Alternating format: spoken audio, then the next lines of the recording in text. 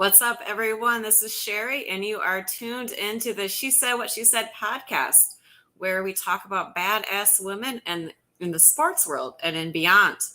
Sorry, we're a couple of minutes late today. Just a little bit of technical difficulties. That seems to be the par for my day. I had my internet go out 2 minutes before a meeting earlier. Had to get my mobile hotspot going. So just one of those days. So today before I bring in my guests, I wanted to explain a little bit of how I get my guests. So pretty much most of the guests are either, as you guys see, a lot of my old teammates from Penn State, people that are within someone within the podcast community. But today's guest is someone who had seen a prior show and had reached out. So you guys, if you have any guests that you think would be awesome on here, let me know. You can reach me on social, on my IG, She Said What She Said podcast, or on Facebook, the She Said What She Said. I can't say it if I say it too many times in a row. The She Said What She Said Facebook group, or the Chicago Clubhouse Network page. Those will all come to me. I book about a month ahead of time. I got people lined up the rest of February, beginning of March. I try to do one sport per month, so that's why you guys aren't seeing 15 of my former track people. So I'll still have some track Olympians coming up. But tonight, we are talking about a gymnastics legend. Unfortunately, she is no longer with us. However, her younger brother, you guys know how younger brothers are, is here, and he is a very entertaining guy. I've been speaking with him since December, so finally very excited to meet him on the screen. So Bruce, come on in. Hey, Bruce, how are you? Hi, Sherry. Yeah, I'm doing good. The weather in Florida is real nice. Oh, I didn't need to hear that part, but so thank you so much. Like I said, you had reached out to me back in, I want to say in December. You had seen the Diane podcast about that gymnastics legend, and you said, I have somebody else, my sister, who is an absolute Hall of Famer. I had never heard about her, but after doing some research, I was like, oh yeah, this is a deserving woman. Well, yes, very much so. And Diane, of course, and her husband, Tom Drazel, both Muriel and Diane are members of the Indiana Gymnastics Hall of Fame. We call it Inghoff. Mm-hmm. And so they know each other well from competition days, too. Okay. And you yourself were a bit of a gymnast back in the day. Yes. I started competing late. I was in college, but I was around some of the best people in the nation. My coach was A.B. Grossfeld. And by the way, as I'm talking to you, some of these individuals may be in listening to the show. I did several distribution lists, and I know A.B.'s on there. And of course, he was married to my sister for 6 or 7 years. So, but I was at Southern, and I really, being from Indiana originally, I played a lot of basketball and a lot of baseball. And I sort of made a transition in college to gymnastics. Like Muriel, we were both members of the Athenaeum Turners of Indianapolis, Indiana. Turners are people normally of German heritage who came to the United States, and they opened up Turnvereins or Turner halls where people did sports, primarily gymnastics. And the Turners was a great system for education as well. So I think both Muriel and I profited by that. And I did take classes when I was younger, but I had no intentions of competing until I found myself in college and working out with half of the United States Olympic team, A.B. and Muriel, of course, but also Don Tonry, who was a 1960 Olympian, Muriel's teammate, Doris Fuchs-Browse, who's a 3-time Olympian like Muriel, Jamil Ashmore, who coached me for a short time, who's a 3-time gold medalist in the Pan American Games, Russell Mills, who was the NCAA pommel horse champion, and he was attending Yale University. So I would look at these people working out every day, and I think that brought me into the sport. And little did I know, after I got my master's degree in physical education, I went to Ohio University for that. I took a job at Miami-Dade Community College, which is now called Miami-Dade College. It's one of the largest colleges in America. It has a student enrollment of 150,000 on 8 campuses, to give you an idea. Yeah, wow. But it was a tremendous institution, and I coached there and taught classes for 33 years.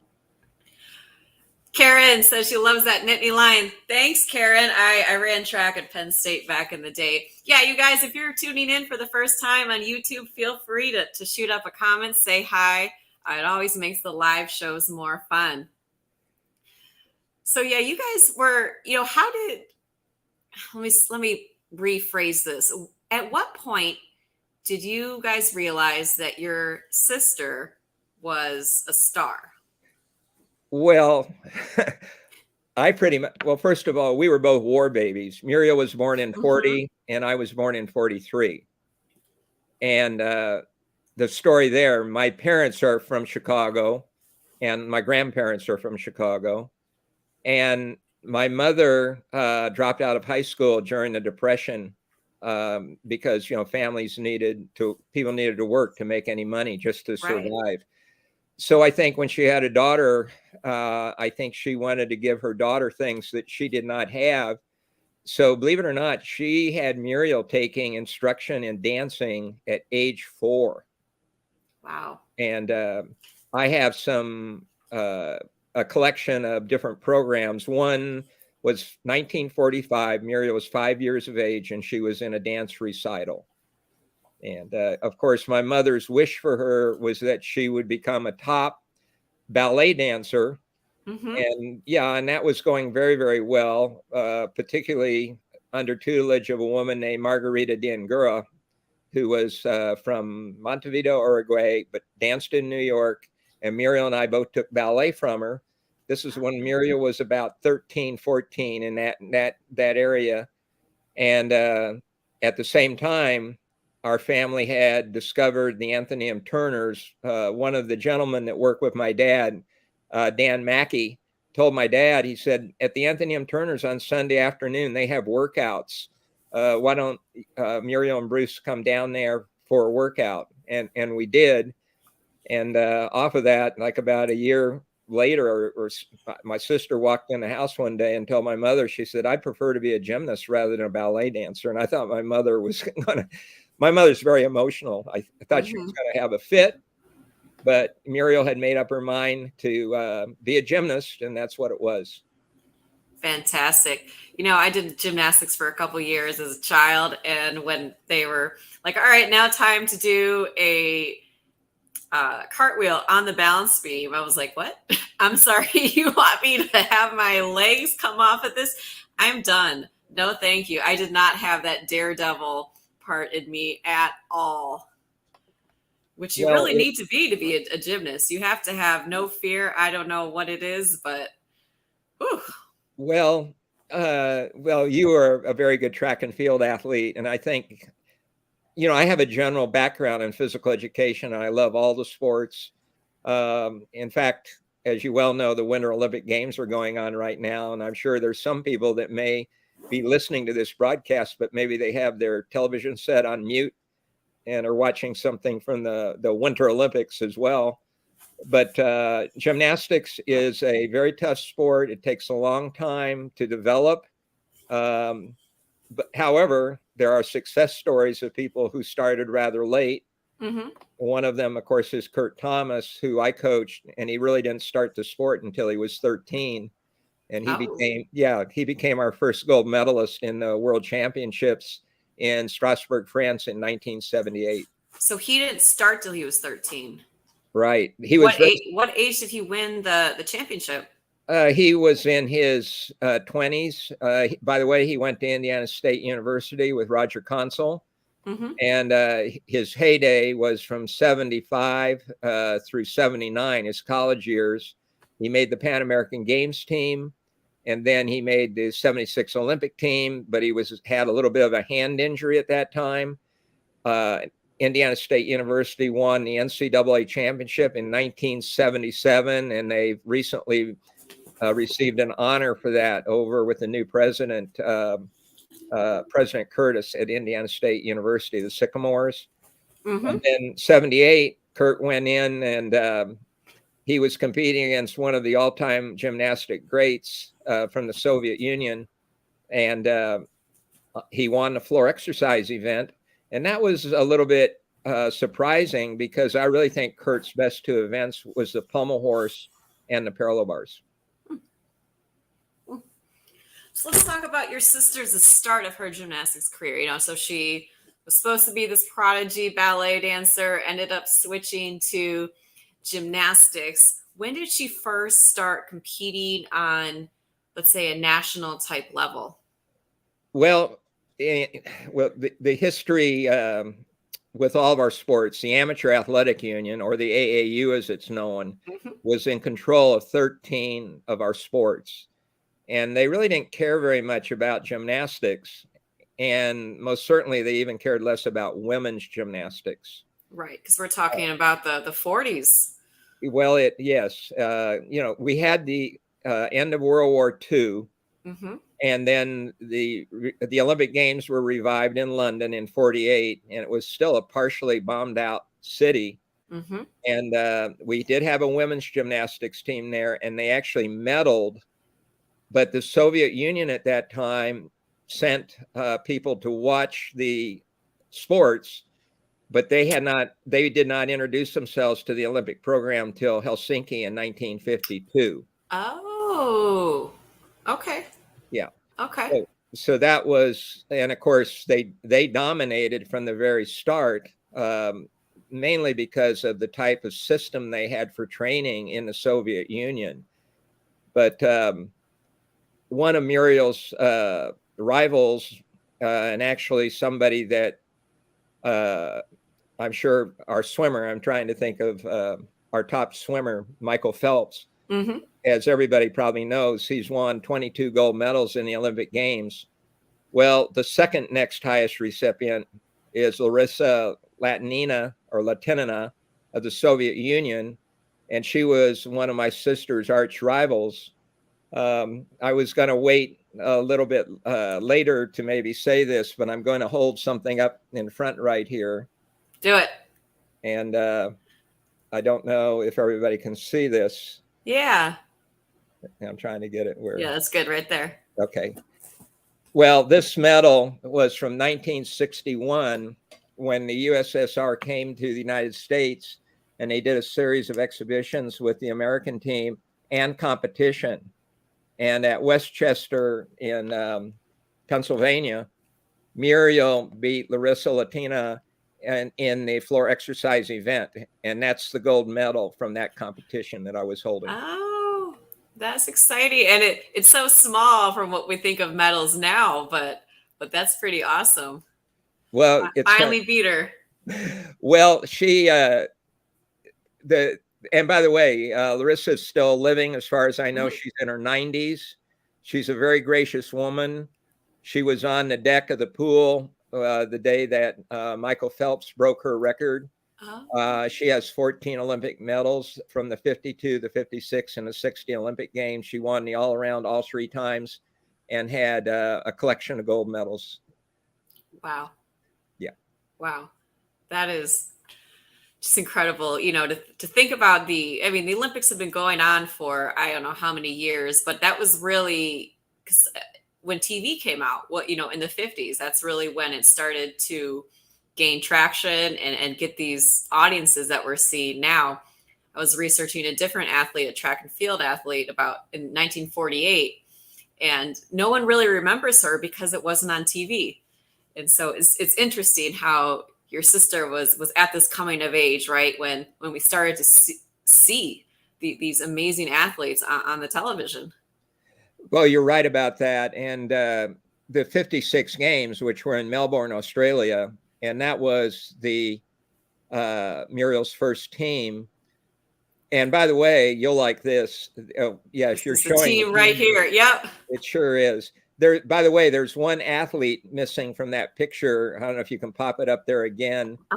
but Sandra Reddick is not pictured. And the reason I point that out, Sandy Reddick was 5'10" tall. That's tall for a woman. As a gymnast? You're darn tootin'. And by In the way, 56? 1956, she was number one, and the AAU Nationals and the final Olympic trials were held at a school you well know, Penn State University. Absolutely. I should have, and I do have it in my collection, but I have a picture of Muriel and Sandy and two other teammates, Myra Perkins and Sharon Phelps, all sitting on the Nittany Lion in April of 1956. Oh, how fun. I have that Nittany Lion somewhere around here too. You'll have to send that one to me afterwards. I'd love to see it. Oh, man. But the thing that was really interesting in 56, Walt Leinert, who was Muriel's coach at Anthony M. Turner's, he was a very unbelievable physical education teacher, and he was from the Chicago area. He had attended the Lincoln Turners, I believe, in the Chicago area. And Muriel had been in a few meets, and Sandy was the oldest of the four women. When Muriel was 15, Sandy was 23, and she was married, and she had two sons, and they were like 1 and 2 years of age. But she did a lot for Muriel. Muriel emulated on her. Mm-hmm. And by the way, Sandy, like Muriel, they were both very attractive. Sandy was part Blackfoot Indian, and she had black hair that went all the way down to her hips. And she went to Broad Ripple High School in Indianapolis, Indiana. And she was, quite a few years older than Muriel at that time. And Myra and Sharon, they were all in the 15, 16 age range. But Sandy ended up at Penn State winning the all-around and 3 of the individual events. And my sister won her first national title. It was on floor exercise.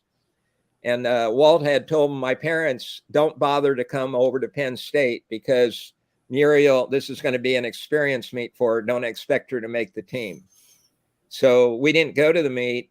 And on Sunday night, a little voice called on the phone and said, I'm on the Olympic team.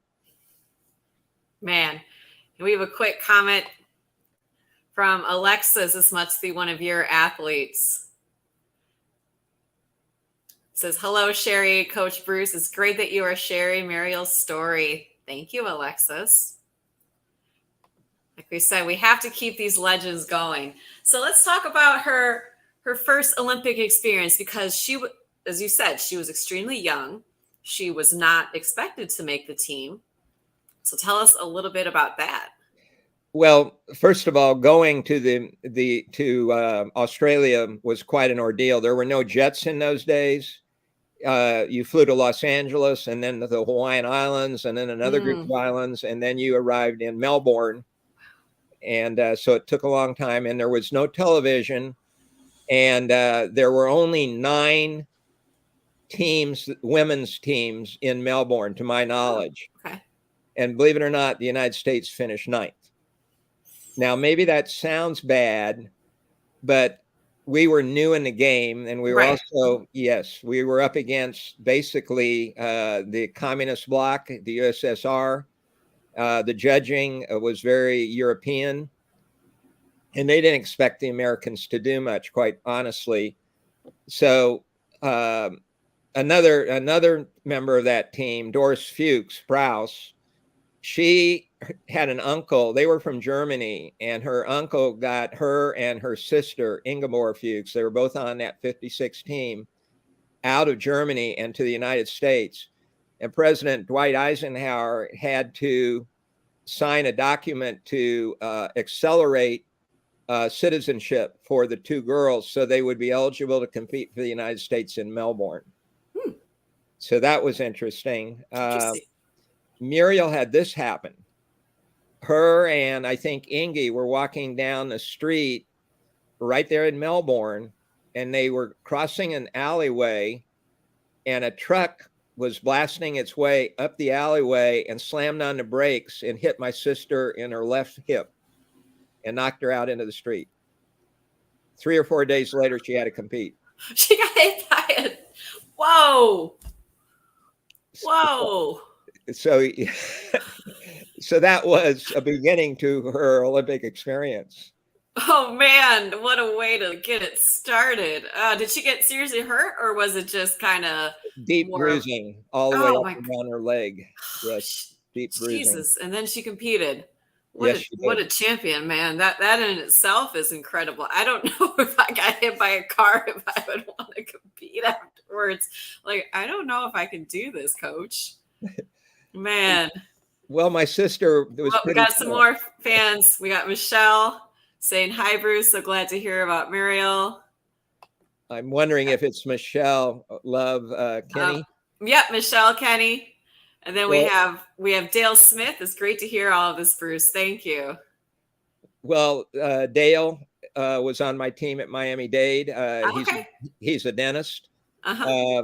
He went to school at Miami-Dade and then Temple and went to Emory. And he's a great guy. And by the way, he's got a younger brother, and they were both on my team from the North Miami area. Michelle Love Kenny is married to Rich Kenny. They live in California. She is a lawyer. Mm-hmm. She was my first gymnast, and she would come to the college, and I'd let her train with us. She would get on a bicycle and pedal through a very bad area of Miami. It's Opelika. I don't know if you've ever heard of it. Yes. Yeah. But Michelle is just a wonderful person, and I love her. And her name's Love as well. Her maiden Nice. name. Karen says, hi, Michelle. We have another comment from Frank Marshall. I bet that car had more bruises. That girl was a machine. Right. Yeah. Let's see what the car looked like. She probably broke all its windows. Well, it was a truck. Remember that? My bad. Yeah, the truck. She got hit by a truck. So, as you said, they got ninth place, but it was really the Olympic experience, right? It was her first time competing at that major level. So let's talk about the time between 56 and 60. What was she doing before the next Olympics? Because now she's more of someone that is expected to make the team, right? So instead of being this person just going for experience, she is now one of the women to watch. Yes. The next thing that happened, as I mentioned earlier, the AAU really didn't care very much about gymnastics at all, or women's. So besides the Olympic Games, there's a world championship. It's now held every year, but at that time it was held every 4 years. Okay. So 58 in Moscow was the men's world championship. Well, the AAU sent a men's team. And by the way, AB was on that team. However, they did not send a women's team. They didn't have the money, or they didn't have the confidence in the women.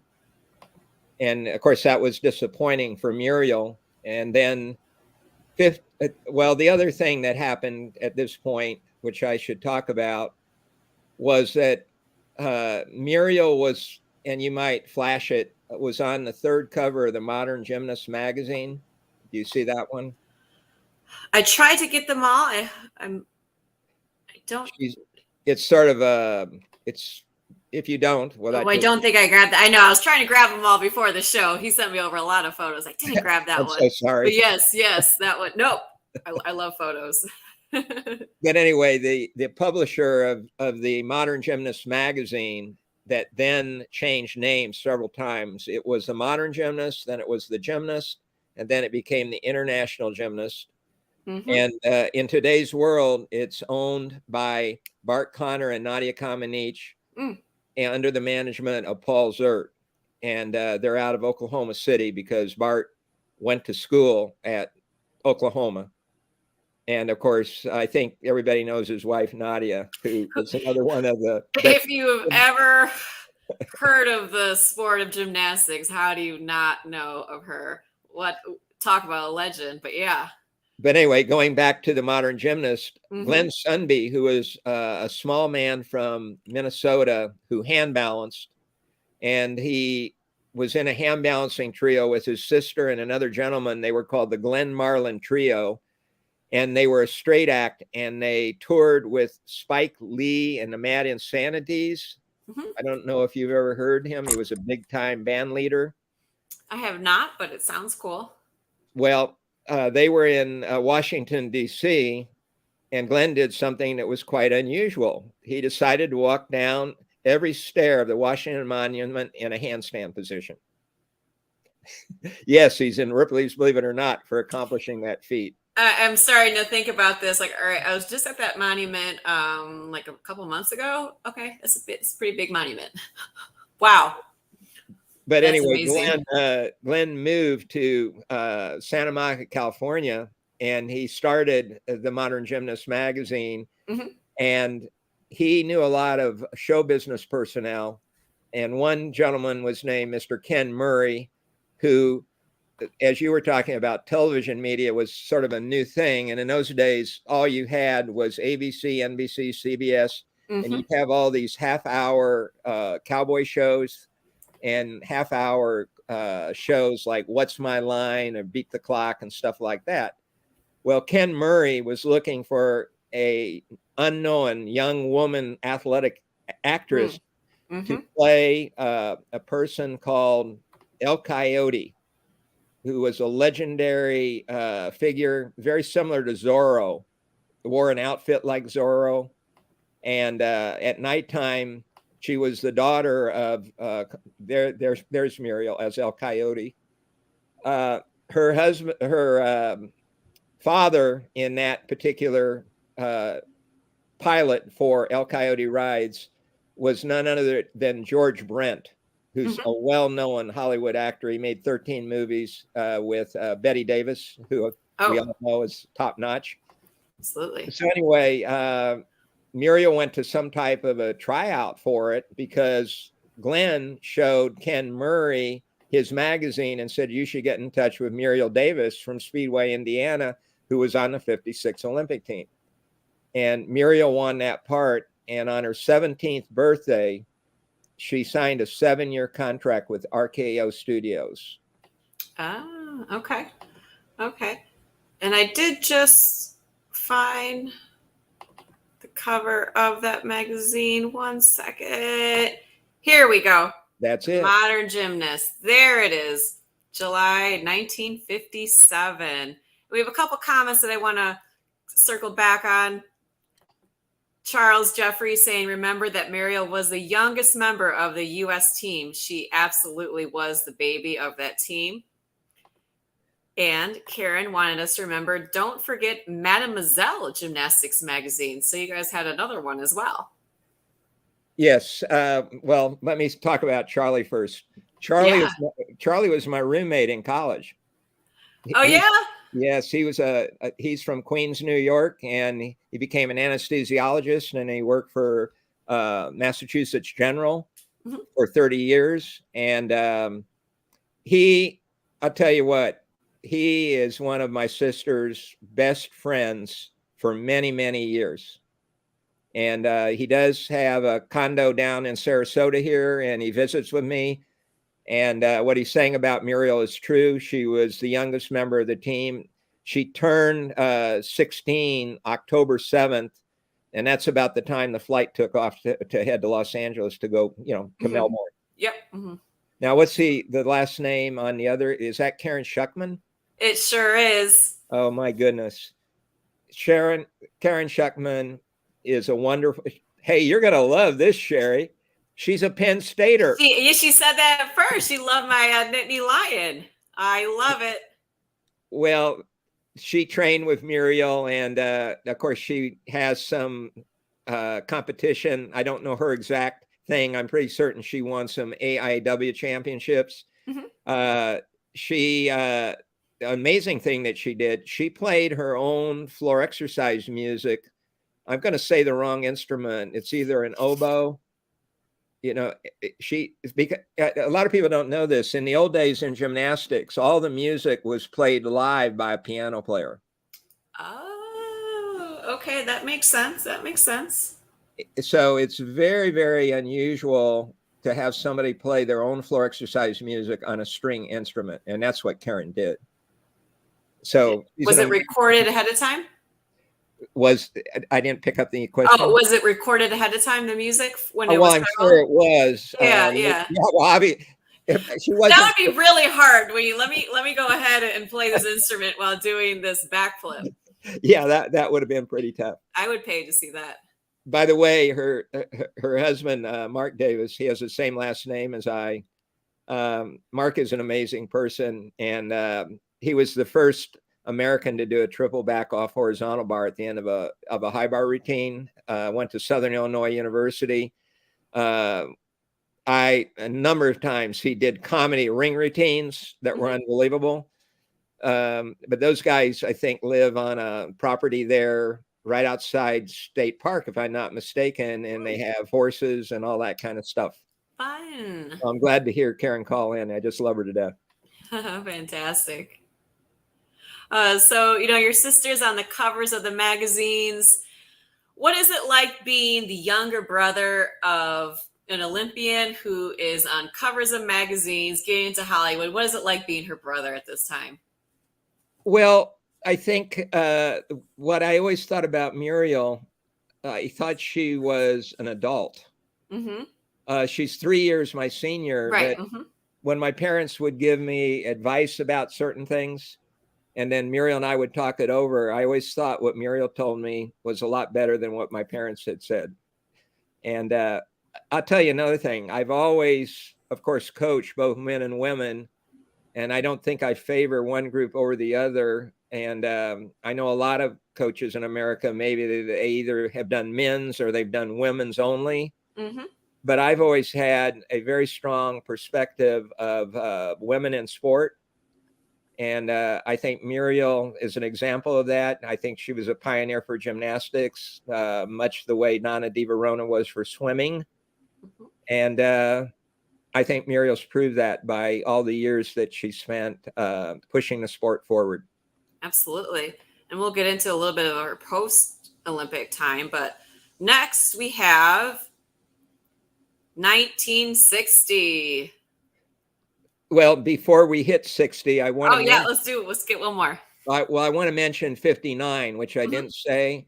But the Pan American Games, that was the third Pan American Games. They had started in 51, and that was in South America, and then 55 in Mexico City. And Chicago hosted the 59 Games. And Muriel didn't make that team, which is odd, because she was national champion in 1957, and she was second in the nation in 1958. She doesn't make the Pan American Games team, but in 60, she was number 2 on the 60 Olympic team going to Rome. So the judging in those days was a lot different, I think, than today. Right, because it wasn't just a 1 through 10. Well, yeah, we were definitely on the 10-point system. Yeah, and it was, how was the criteria? Was it more of up to the judge's eye? Because I know now it's very scientific, as in this thing is worth X number of points, here's deductibles. Was it much more subjective back then? Yes, it was subjective, and you also had to deal sometimes with parents of certain gymnasts ending up judging meets, and not that they were being unfair. No, but that's still a little conflict of interest. Well, you have the world body, it's called the FIG, or the International Gymnastics Federation, and its official language is French, and they have rule books called the Code of Points. And I don't think there was a code, or it may have just been a new thing starting in the 50s. And eventually the code became a bigger and bigger thing, and of course, in today's world, the international scoring system, which winning scores go into the 15s. And I can explain that. I don't have an FIG brevet in women's. I do in men's. And I have judged men's meets. But it is a complicated issue. The judging has always been a question. And particularly, again, I'm going to say that the United States had to deal with the Soviet Union and the red teams and the judges. I hate to say it, but if the Soviet Union, if you really basically didn't judge the way they wanted you to, you weren't going to be judging very long. Okay. Yeah. That doesn't surprise me. But anyway, Rome, the thing that was Let's pull up exciting, this picture again. Can you let people know which one is your sister on here? she is the blonde, and she's, I believe, number 4. Yep. Mm-hmm. And if I can, it's Betty Jean Maycock, Sharon Richardson. I'm missing somebody's name because the picture I have up here is real little. Oh yeah. Sharon Richardson. In fact, Muriel's right in front of Sharon Richardson. I made that mistake. And then that is Gail Sonograph, who's from Florida. And then Janet Bachna, who was the coach of the team. And interestingly enough, they're at the site of the Roman Games, which was, and I'm going to tell you the name of that facility. I was looking for the exact name of it. And I dropped the sheet where I had it written down.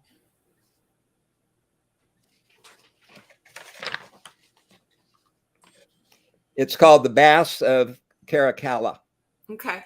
Frederick Turoff, sorry if I spelled that wrong, says Doris Fuchs Browse is number 2.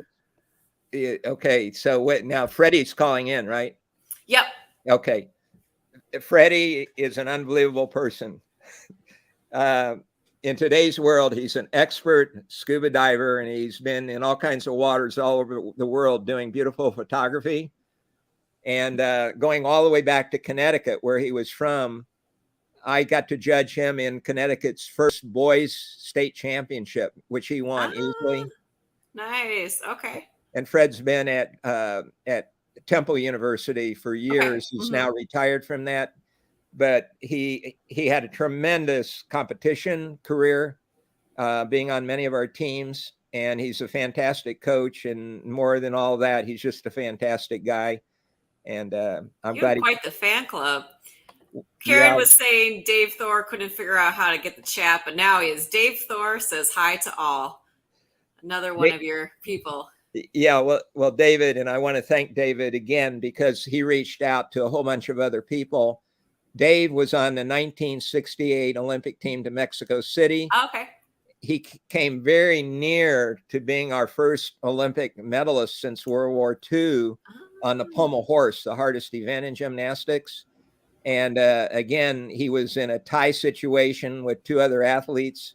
And the way the rules work, whoever has the highest all-around score advances in. And they only had 6 finalists in those days too. Today they have 8. Right. So he ended up in 7th and did not make it into the final. However, he was underscored for his routine. He should have been in the finals. Sounds like it. And it looks like he was a Temple coach as well. Yes, he coached at Temple. And yes, again, he has done so many things. He taught math and I think physics as well. I know math out in California for a private women's school out there. And I think his love today is parasailing. Wow. And Frederick says Dave was our top A guy in the 68 Olympics. Amazing. Amazing. So let's circle back. Yeah, let's circle back to 1960. You're talking about the facility that they were at. Yes, it was highly unusual. And by the way, interesting point, the swimming was done in Mussolini's pool. Wow. And here's the problem with that pool. It didn't have splash panels at the end. It just had a straight wall. And for swimmers, that's a disaster because it slows them down. Wow. In fact, let me do another hold up for you right here. This is Rome, 1960. And it's by David Moranis, who also did a book on President Obama. Okay. But there's a lot about the 60 games in Rome. And Muriel and Avi had gotten married. Hold on, let me grab their photo. There she is, Muriel and Avi. Right. By the way, Avi told me something that's very interesting about this picture. That picture was taken individually of him doing the straddle jump and her doing the elbow stand on the other arm. Mhm. And then it was overimposed. Oh, It so was for Sports early day Illustrated. Yeah. Photoshop. Yeah. And by the way, I want to give a shout out to Debbie Bailey Spencer, because we have written together 5 articles on Muriel's background. Mm-hmm. And we use that photo and another photo of the 1963 Pan American Games team. And Debbie's a genius, and her husband, David, and her son. But Debbie has been a loyal supporter of Muriel for years and done so many things for Muriel. It's unbelievable. And she gives me a lot of good advice and help on all these articles. So a shout out to her. Hold on, we have some more fans. Karen saying Toby is also here and hasn't worked out the chat, but hey, Toby. Toby's on. Toby's listening. He's watching and he's listening. He can't figure out the chat. And then we have one more fan, Ann Schurner. Look, I'm not going to try. Such a fantastic. It's Ann Schnur. Schnur. There we go. Schnur. Such a fantastic memory and love for Muriel. Bruce, you are scoring gold tonight. Love this, Sherry. Thank you. I'm enjoying this too. I love this trip down memory lane here. Oh, man. Well, so let me say, you know. Yeah, let me say a thing about Ann. She's from Louisville, and she's a Turner, and she's on our Indiana State committee. And she had Muriel down there for a great big clinic. Mm-hmm. She had a knee surgery that knocked her out of gymnastics competition, but she continued to do circus work on the ladder. Mm-hmm. And she's a fabulous supporter of Inghoff, and of course, always been a good friend of my sister. And who was the other person that came in that I didn't mention right before? They're letting us know Toby's listening. So it looks like, Dave was with Amy for 2 years as assistant coach, but Toby's listening. Well, Toby is an excellent dancer. Everybody in gymnastics knows that. He's a Michigan State University grad in dance. Mm-hmm. He had his own dance company in New York. He was with the Kurt Thomas Pro Show for a number of years. He's done choreography for many, many people. Always been a strong supporter, like Muriel, of the artistic side of women's gymnastics when it came to dance. Mm-hmm. And that's Toby Towson, wonderful person and a great friend of mine. Fantastic. So getting back to 1960, how did the team do in 1960, and how did Muriel personally do? Okay. Again, with her and Abby, they were a heralded couple, mm-hmm. being very attractive and going there. The United States would always, again, we like the number 9. We were 9th, but there were way more teams in the competition. Fantastic. This time. Right. Mm-hmm. Yeah, there were 13, 14 teams. Mm-hmm. So we definitely improved. We're much better. And the other side story to Muriel and Abby is they were invited to the premiere party for Come September, which was a movie starring Rock Hudson, Gina Lollobrigida, Bobby Darin, Sandra Dee. And it was shot in a villa in Rome. And so they go to the party that night, and it's a smoke-filled room, and everybody's got champagne and wine and all that's going on. Well, Abby doesn't smoke and doesn't drink, so he went out on the veranda for a while. And I hope he doesn't mind me telling this story. But he didn't see anybody out there. But then he finally noticed way down there was a gentleman, and he went down and he spoke to this gentleman. I hope I have the story right. But he found out that this was Gina Lollobrigida's best other. Okay.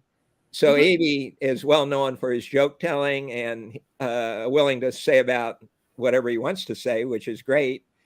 So he asked this gentleman how he felt about his wife being in the room smooching with Rock Hudson on the couch for all these publicity pictures for Come September. And so the next day, I think it was the next day in the media, and I have it in a scrapbook. There was a small article, and it read something like this. It said, "Yank beats Gina."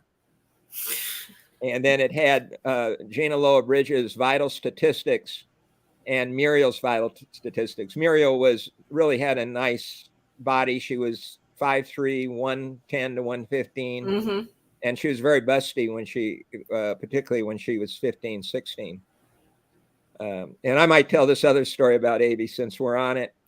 But he met Muriel at the National Gymnastics Clinic in Sarasota.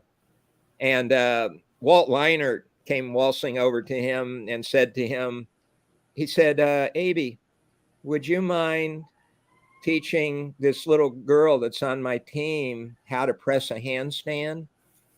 And took him over to meet her. And Abe looked at her, and I think his comment was, "This is no little girl." Right. Nice. So anyway, they had a good Olympics. Our men normally would be 7th, Mm-hmm. 6th, 7th, 8th. Our women right there stuck on 9th. Mm-hmm. So that was Rome, the city of love. Fantastic. One of my favorite cities myself. And I mean, back then you were not able to go and watch her. Would you watching on TV, or how would you There get your? was, I don't think in 60 again that there was very much television. Yeah, say that wasn't quite when we were airing the Olympics quite yet. So it was pretty much for you, just wait until you get word later. That's it. Yeah. Wow. Yeah, sitting waiting for that phone call. Yeah, absolutely. Wow, it's got to be stressful, man. So we have 60. We get 9th again, but like you said, there's more teams there. There is more competition, so there was definitely some improvement. And between 1960 and 1964, she's still competing. She is, and in 1962, there was a bit of good news. At the last minute, the Amateur Athletic Union said, "Hey, we're going to send a women's team to Prague for the 62 World Championships." And Muriel was, I believe, number 2 on that team. And it was her best international competition. She ended up, this may not sound impressive, but she was 31st in the all-around. And maybe that doesn't sound high, but I think what I'm doing, I'm building, giving the building blocks. Like the kids in today's America are a little bit spoiled. They know who Simone is and all the medals that we won, and going back to Nastia Lukin and even Gabby Douglas, and before that, several of the other girls that medaled. But the foundation for all of this was coming out of the 50s and the 60s. And that's exactly what it is. I mean, to me, being the 31st best in the world at anything is way better than I've ever done.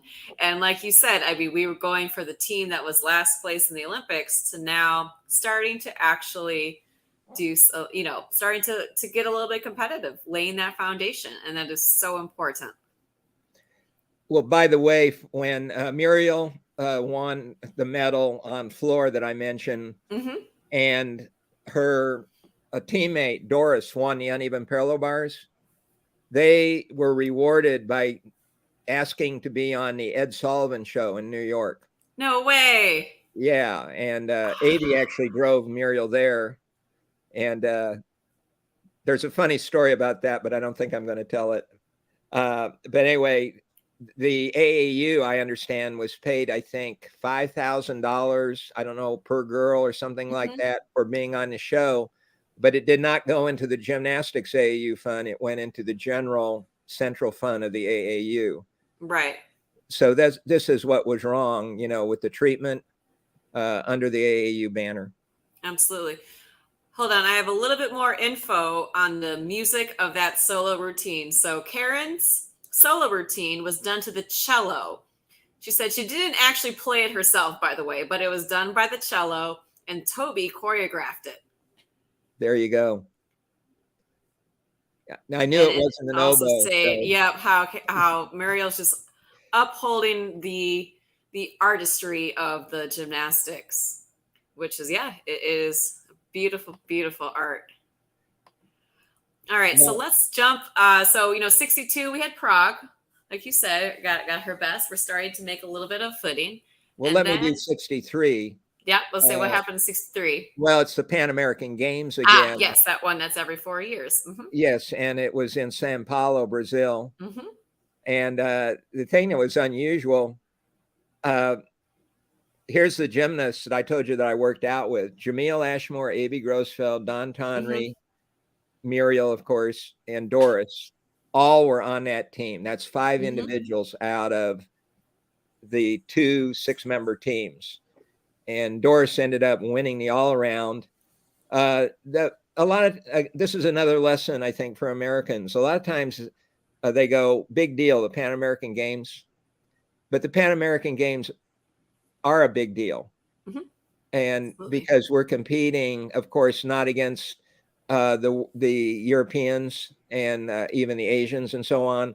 However, Canada and Cuba and Mexico and some of the other Brazil today, they are producing good athletes. And by the way, the Pan American Games movement really has an interesting history, and it was really a Central American and South American phenomenon more than a North American phenomenon. But anyway, it was very successful because everybody, we annihilated the competition there, and all of the athletes that went came home probably with bronze, silver, and gold medals. Fantastic. That's what I love to hear. And I missed a photo from 1961 where your sister met the King of Jordan. I'm glad that you went back to that.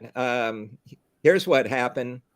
It was a State Department tour. And I believe the number of American athletes that went, I think, was 10. I know Jamil went. I know Don Tonry went. Armando Vega, Bill Buck, Larry Snyder, Gar. And I'm blanking on Gar's last name. I'm sorry for that. But almost everybody that went on that tour, and they went to several countries, Afghanistan, Turkey, but they almost all got hurt. In fact, Muriel contracted a non-permanent. Was it malaria? Malaria. Yeah. Oops. Well, she was hallucinating. She told me she got up and walked over to a sink in this hospital facility and turned on the water, and some insects jumped up out of the drain pipe kind of thing. And, A.B. brought home slides. He's quite a photographer. And you would see things like people washing their clothes in these little streams on the side of the road. It almost looked like an old Western town, and really hard times there. But Muriel was the only woman on that trip. And of course, that picture is when she went in to see the King Hussein, whose son is now the head of that country. Right. And so it was a big thing, and it was important for the United States to do these goodwill tours. And so I'm sure Muriel always had fond memories of that, and A.B. as well. I bet. And here's the last name you were missing. O'Quinn.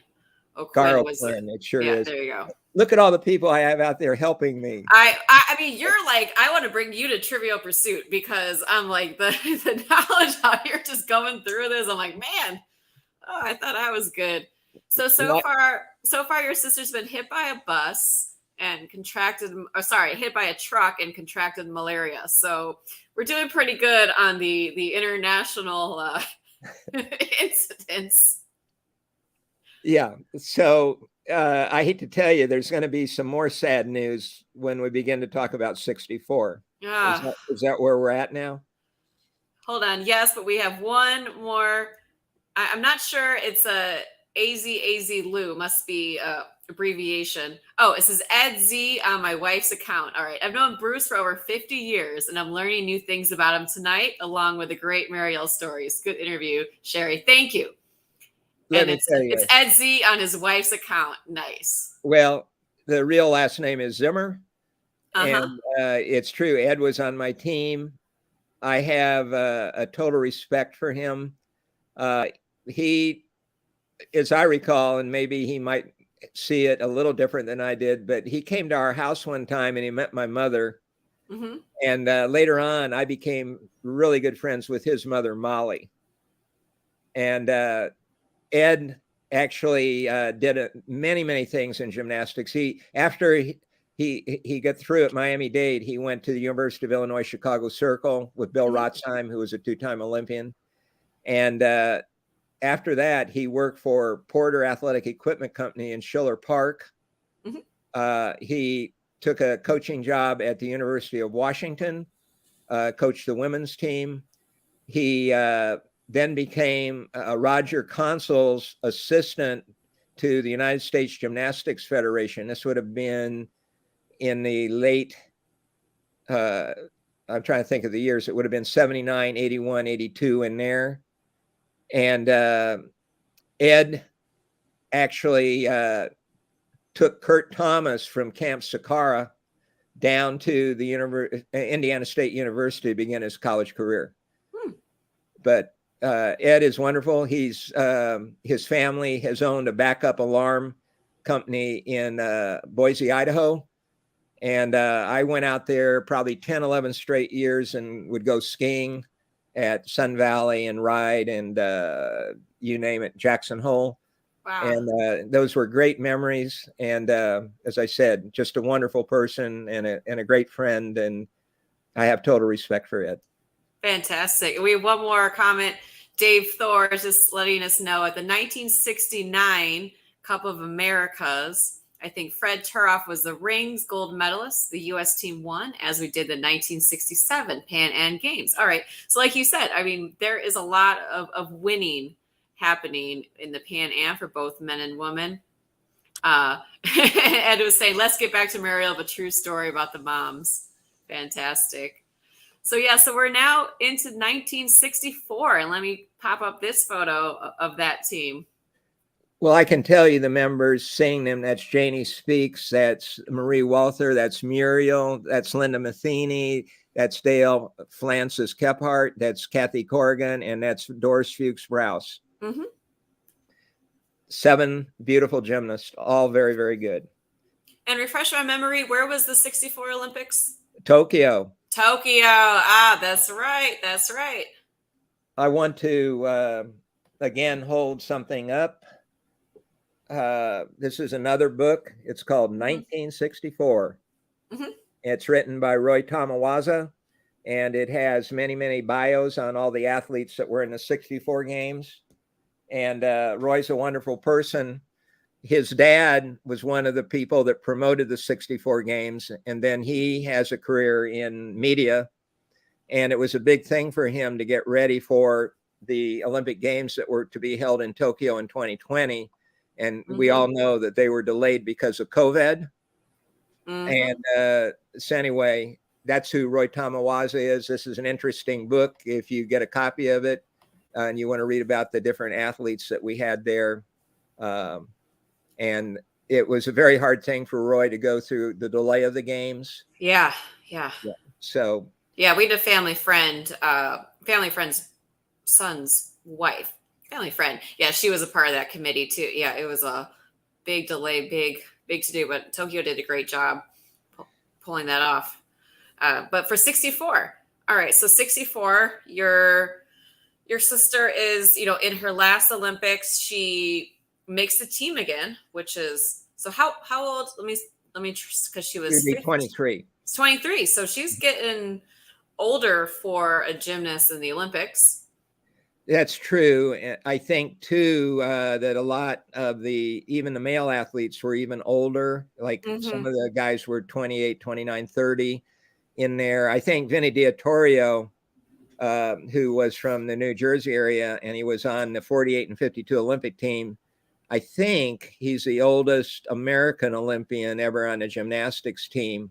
Okay. And he would have been on the 40-44 team, but he instead was he was a Seabee fighting World War II out in the Pacific. Oh, okay. Which is another interesting story. Wow. Yeah. Wow. So but how anyway, did the team? tell us about 64. How did the team do? How did Muriel personally do? Did she get hit by a truck? No, she got hit by a different truck. I think the names were Vannie Edwards and Faye Gulak. Let me tell you who the players are. There's a gentleman named George Gulak who's long deceased. His claim to fame was that in 1932 in Los Angeles, he won the ring event. And by the way, a lot of people don't know this, but in those days, gymnastics was competed outdoors, not indoors. Okay. Oh, I didn't know that. Well, the change occurred in 48 because it rained like crazy in London. So they moved it into Royal Albert Hall, which is another important part of history. But anyway, George's ring routine, I think Freddie scored twice as high as George Gulak scored in that routine because the routine was ridiculous. He did shoulder stands. But anyway, he was a power man in the Amateur Athletic Union, and he made a lot of decisions that I think were incorrect for the sport. So what happened when the teams go over, the Japanese, well, the first main thing that happened is that Vannie Edwards, who was the coach of the team, and Faye Gulak, who was George's wife, but was not knowledgeable about the sport of gymnastics in any way, they decided that they were going to have Muriel and Doris and Kathy Corrigan and Janie Speaks, the four of them, do an inter-squad competition the day before the competition started. And by the way, that's outrageous. You should be resting. And you need to get pretty much nothing. Right. So Muriel was in the second team position, and I believe Doris was in the fifth position. And there was pressure for them to perform these routines for Vannie and for Faye. And the odd woman out ended up being Doris Fuchs-Browse. They moved Janie and Kathy Corrigan into the lineup along with Muriel. And there was another rule that said you could not have a male coach on the floor of the games. And Vannie's a man. Faye can't spot anybody. She would walk around in her tight skirts and her high heels and her pompadour hairdo. And so they sent Doris out to do the spotting. And that's very unfair to Doris, because Doris is a three-time Olympian. She was, 56, 60, 64. And so that was a tragedy for the team. And then the next thing that happened is many of the wives of the men's teams were on the trip. And Gulak wanted the team to stay and do an exhibition tour with the Japanese and I think one other European. And by the way, we had a Japanese American on that team named Makoto Sakamoto. In fact, if in 1984, when we won a gold medal in men's gymnastics, Abe was the head coach and Makoto Sakamoto was his assistant coach for that Olympic game. Nice. Yeah. So Mako is a great athlete and was on the team. We had a couple other young athletes on the team. Rusty Mitchell, who was NCAA tumbling champion and a great all-around gymnast. And he was the first one to do a double back in floor exercise in that Olympic Games. Nobody had done that skill before Rusty. But anyway, it really turned into a chaos. And finally, the American teams got together and they did some voting. And they said, either you let everybody do what they're going to do, or we're not going to do anything. In other words, they made a stand against George Gulak. Wow. And George was very bitter about it, but it was the right thing to do. And if you do look up Roy Tamawaza on his blog site, he's got a 3-part story about that Olympic Games where you can get more of the details that I'm talking about for the 64 games. Wow. So that was a bit of a mess. Well, it was. And as I said, the part of the problem is you have a couple men that were in the sport who were not gymnasts themselves. Not that you have to be that to be a great coach, but Vannie was a football player. type kind of guy, and he got his Yeah. nose in the door. And quite honestly, by the way, he's been banned by USAG Gymnastics for life, and I'm not going Oh, to go into okay. the details of why. Don't need to, but I can always Google it later. Yeah, that is interesting. Man, I did not know that about the 64 games. And so for 64, were you able to watch any of Muriel's performances? Was that No, available on TV? So that was again wait by the phone and get the updates. right. It was the same thing. And Huh. as I said, I think the American team, I'm trying to think of their finish. I think it was ninth. I do have it written up in the article for Yeah, anybody I that think it wants was to. eight. I think it was eighth Yeah, in 64. That sounds correct. that's going to become more evidential when we get to the 68 games, which will Mm-hmm. be here in a while. But yeah, Oh, Dave wanted a clarification question. Was this competition before Tokyo that coaches required in Tokyo or in LA before the travel there? And I believe no, he wanted no, to do it in Tokyo, correct? it was in Tokyo a Yeah, day before the competition started. literally a day, not the day before they left, but the day The before they were day to go before. on Yeah. to. Mm-hmm. And by the way, if anybody that needs to check any of my mistakes, they can check with AB Grossfeld, because that man knows more about gymnastics than any person that's walked the earth. Oh, I think you know quite a lot yourself, so I can't imagine all the things that he knows. Uh, all right, so 64 Olympics, yeah. Not does Muriel retire after that, or does she keep She competing for does. a bit longer? So She she does. retires. Mm-hmm. Yeah. And the next important thing will be the 66 Worlds. Yep. Hold on. I have this picture of her, but I'm not sure what year it's from the beam mount. Right. And by the way, Muriel was a very good presser.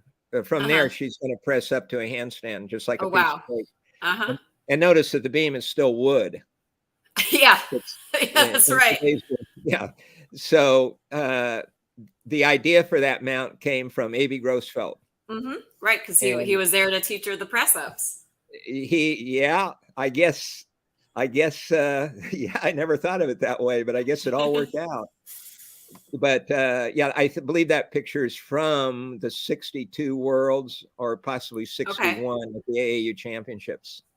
Okay. Yeah, that's a beautiful, beautiful photo. I wanted to use it for my promo, but with the way photo things were, that Campbell's soup one worked a lot better that I found. All right, so let's go into 1966 because I do have a photo. Here is your 1966 World Championship team. Okay. I just lost your picture on my screen, so I'm trying to get it back. Oh, Can you hear me? yeah, I can hear you. Okay. You were saying you have the 66 Yeah, team? I have the 66 World Championship picture up. So tell us about what happened in 1966. Well, Muriel retired, Mm-hmm. and she knew that in order for the United States to do better in international competitions, that we needed to have a planned training program for our teams. Absolutely. Okay. So what she did, she knew the man that ran Grossinger's Mhm. in the Catskill Mountains of New York. Have you heard of Grossinger's before? I think only from your articles, but now I'm like, yeah, of course I know. Yeah, it's was an important mecca, particularly for boxers.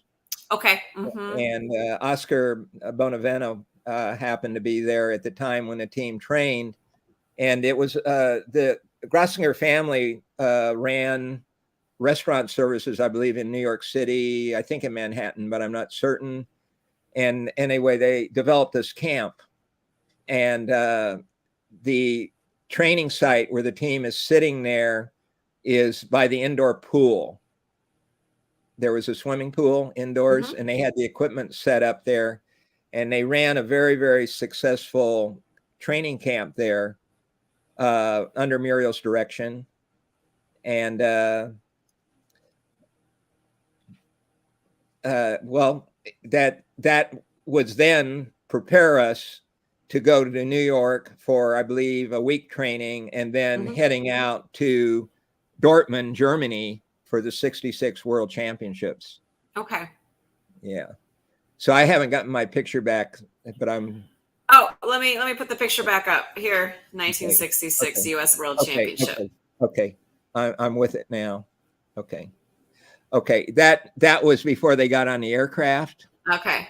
Okay. And it also includes the piano player who is Barbara Pascal. She's over there to the right, along with the rest of the team members.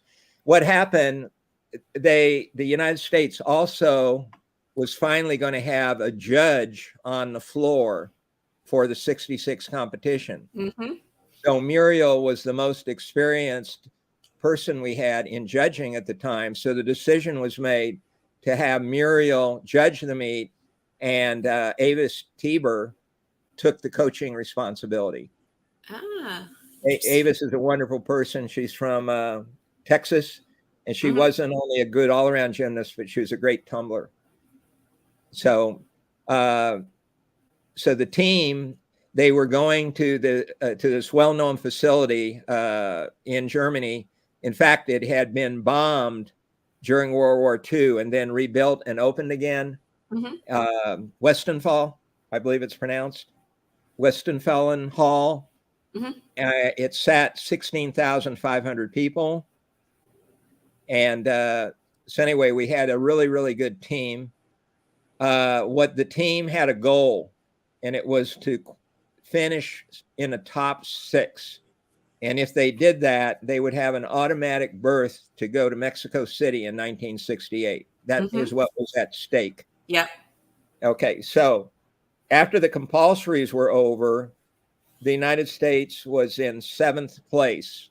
France was in 6th place. So now they go into optionals, and their rotation was they were starting on floor, and then vault, then bars, and then beam. That was their rotation. When they got to the vault, Dale Francis, who's an experienced, remember she was on the 64 team, she did a giant cartwheel. She had just gotten a 9.5 on floor, the first event. She does a giant cartwheel and she dislocates her knee. So that left 5 American gymnasts in the rotation, and your 5 best scores count. So you lose every one score counts now. Yep. Yeah. So now this was a big shock to them. Now they go over to the bars, and Doris Fuchs-Brous was last up on the bars. She hit an unbelievable bar routine with a couple moves that had really not been shown in the world before. And they come up with a 9.766, I think was her score.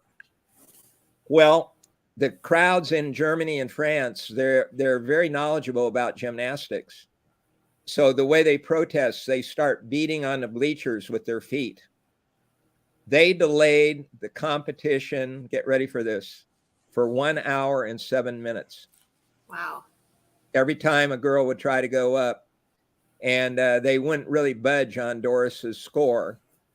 And but anyway, now the team had just finished the bars after that chaos, and they have to go to their last event, the balance beam, and they had 5 people up, and all 5 of them hit the routine, and the United States finished 6th, and they qualified for the 1968 Olympic Games to Mexico City. Fantastic. Oh man, I want to take a quick break to talk about some of our commenters here. Toby's on. Yes. Toby.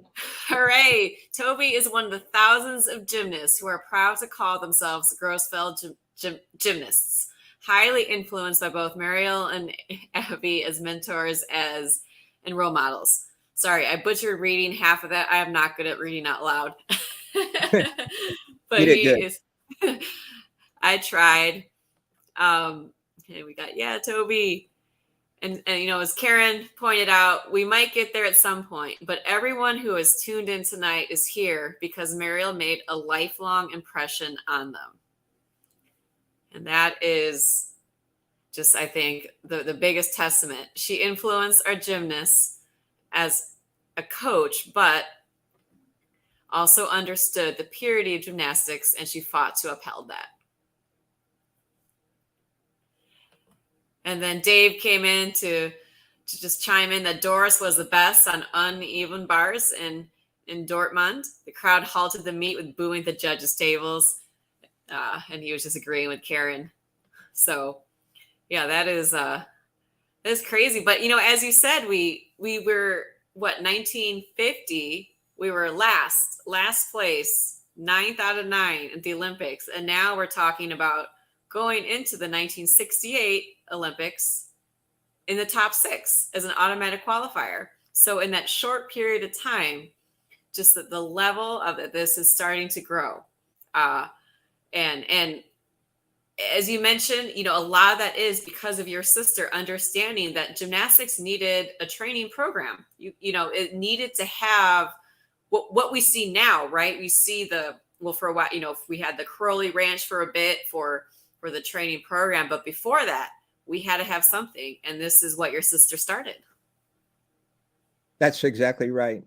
Mm-hmm. Let me hold something else up, and because we are at the end of Muriel's competition career as far as being an Olympian. Mm-hmm. And do I have it right now? Yeah, got it. Okay. This is one of her 18 gold medals, AAU, national AAU all-around titles, or not all-around, but mm-hmm. individual event or all-around titles. 18-time national champion. 18 of these. She's got 18 gold ones, and then she's got a mess of bronzes and silvers. We didn't even get to counting the bronze and the silvers, man. And by the way, they're not real big. I mean, they're nice, I guess, but yeah, they're nice. It's not what we have. Okay, it's nice and good thickness to it. Yeah. It's what we're calling irreplaceable. It's priceless, right? Because that is something that we can't just go and reproduce those. It's something that she's earned, and it's a piece of history that you're holding. So let's talk about the 68 Olympic Games, which you're okay. Well then, and Dave was saying Muriel's a 68 coach, best ever, including the you-know-who's, mm-hmm. and Abby was the best too. So let's talk about 68 Olympics in Mexico City with your sister coaching. Yeah.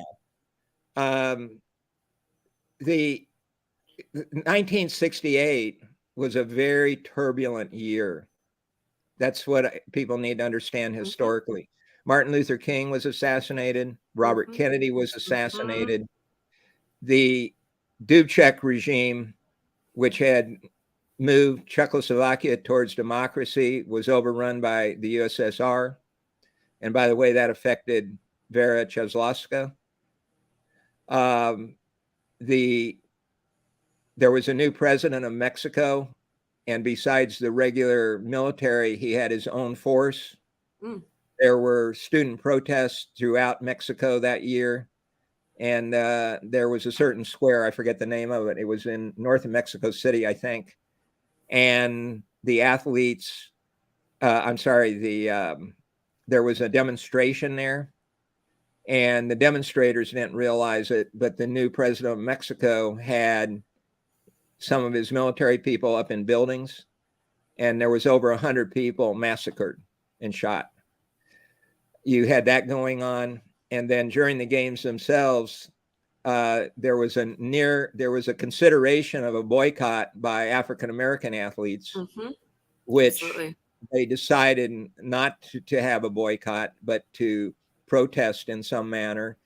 And that's, of course, when Tommy Smith and John Carlos, after they were first and third in the quarter mile, and they were on the winner's 200 meters. Okay, you know the meters better than I do. Talking to the track person. Yeah. So anyway, they did what they call the Arc of Power. It was for mm-hmm. the Olympic project for abuse, mm-hmm. and the third athlete on the stand was from Australia. He was known as, you probably know. Norman, he got white man. Yeah, he was in it with a two. He didn't raise his fist, but he wore, I think, a lapel or a patch, and he was pretty much ostracized when he went back to Australia. But he said he was one of their pallbearers. I mean, those three guys were in it together. Great. One of my favorite athletic stories. That's why I'm like, let's talk about Mexico City, right? Absolutely a turbulent time, as you said. Wow, a lot going on just within that year and those couple years. Well, I can tell a David Thor story. The athletes were housed in various different areas, and the gymnast, a full team is 6 and an alternate normally. It's like 7. The track and field contingent was very, very large. So somewhere along the line, I think Bill Meade was the manager of the team, but the track and field people asked if a couple track and field people could stay with the gymnast. Okay. And Tommy Smith, I believe, was one of the 2 athletes that was staying with the gymnast. So when the Black Power thing happened, and there's a lot of little stories about it. There's a book called Silent Gesture that's written by Tommy Smith. If you're interested in it. Oh, I haven't read that one, but I'm a big reader. It's called Silent Gesture. I suggest you do read it. But supposedly Norman had the idea about them wearing the 2 black gloves. And by the way, they were not the only protesters. No. Bob Beamon protested. Evans protested. And by the way, the track and field success was unbelievable. Number of gold medals. Fosbury was in that meet. Absolutely. Absolute great athlete. Order, that was his last, I think, of his 4 gold medal appearances in a disc. So it was tremendous. But anyway, the next day, David was in the dorm room. I believe the story goes like this, and there was a knock on the door, and he went over. He was nearest the door. He opened the door, and there was a gentleman standing there, and he said, "I'm looking for Tommy Smith." And David said, "Well, he's not here. He's staying with his wife in Mexico City, and John Carlos's wife was down there as well." And then the man took off, and then David finally realized that it was Howard Cosell. And that's what Dave had just put in the comments. Tommy Smith was bunked up with a gymnast, Olympic Village, disappeared before Howard Cosell came to her room. Wow. Yeah. So the interview finally did take place at Olympic Stadium. And during that interview, all of a sudden the crowd went crazy with a big roar. And what had happened was Bob Beamon had done a 29.2 in the long jump. And you probably know that record was one of the longest standing track and field records. Absolutely. Absolutely. That was, it's basically jumping 29 feet is wild, especially in 68. Although right now it's still insane. You're right. Some people talk about the altitude might have been helping a bit in some of the events, some of this and that. Look, even if you jump 29.2, even if you weren't at altitude, you're still jumping something insane because he won by a lot. And at any altitude, you're winning by that much, man. You are a legend. Yeah, 68 was a great Olympics for American track and field. Well, the other point I think we should just mention briefly is that was Vera Cheslavska's second Olympic Games. Okay. And she had dominated in Tokyo. And by the way, her floor exercise music was the Mexican hat dance. I don't know if you knew that. And the Mexican people love that. And when she went up on the stand, and you could see pictures of it, she puts her head down on her shoulder. And that was a signal to protest that the USSR had, overthrown the Dubček regime. Yeah. Dave put that one in the comments too. Oh, has he got that one as well? Yeah, you guys are on the same wavelength. Protest by putting your head down, the Russian anthem. But, I think. And it said Vera couldn't train as the Soviets came into Prague with tanks. Yeah, they did. Not tank tops, actual military tanks. Just crazy. Well, my wife and myself, I had met Vera in New Haven in 1964 because the Czech team came over and did exhibitions. I think we were at Yale University at the Payne Whitney gym. And Vera could not speak English, minimal. And after she got back to Czechoslovakia after the 68 games, they would not let her leave the country for a long time.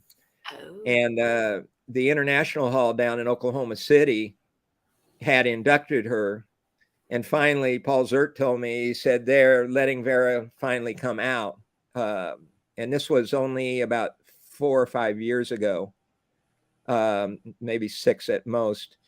So she came, and when it came time for her to give a little speech, because she couldn't speak English, they arranged for a woman to be an interpreter. Mm-hmm. And the woman was from Prague, Oklahoma. So Bart Connor, as everybody knows, is a wonderful commentator and master of ceremonies.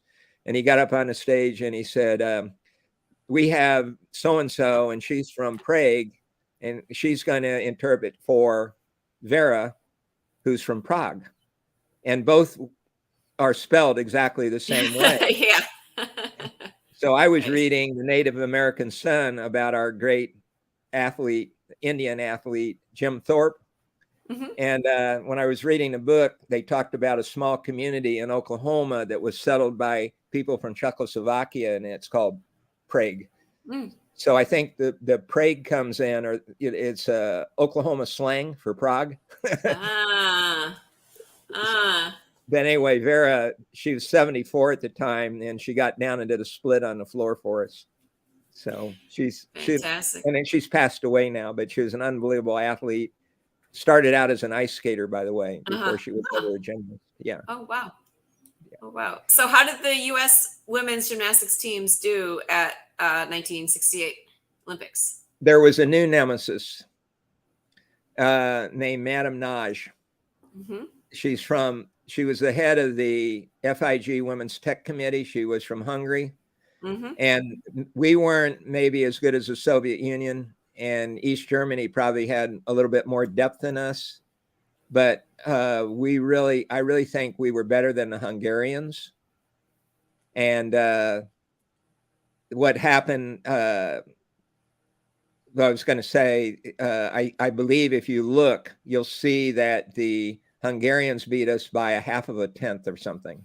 The score is unbelievable. In fact, I wrote it down somewhere. But I know it's real close.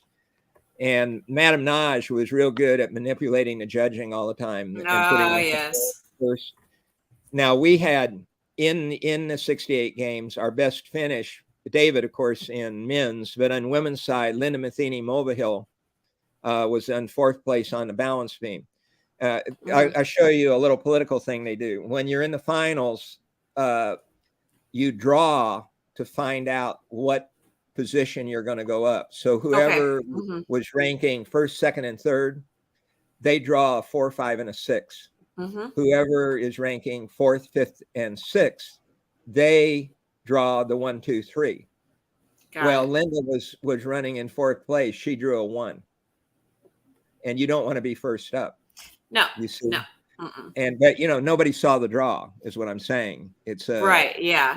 It's the secret draw. And Linda was a very good gymnast. Again, a 3-time Olympian for us. My sister's teammate in 64, and then 68, and then 72. Yeah. Mm-hmm. So anyway, I guess we could go on to the 70. Oh, we're going to take a quick break to check out some of the comments, because there's been a lot, but I've been holding on. Okay. All right. So we have Susie K. She says, and she's on her husband Kevin Chop's account. Love this podcast. Great to see so many familiar names in the chat. Thanks for the wonderful story. Proud to say I was coached by both Bruce and Muriel in the 1970s.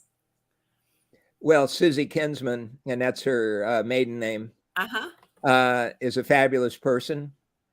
And I think I'm responsible in a way for urging her to go to train with my sister in New Haven.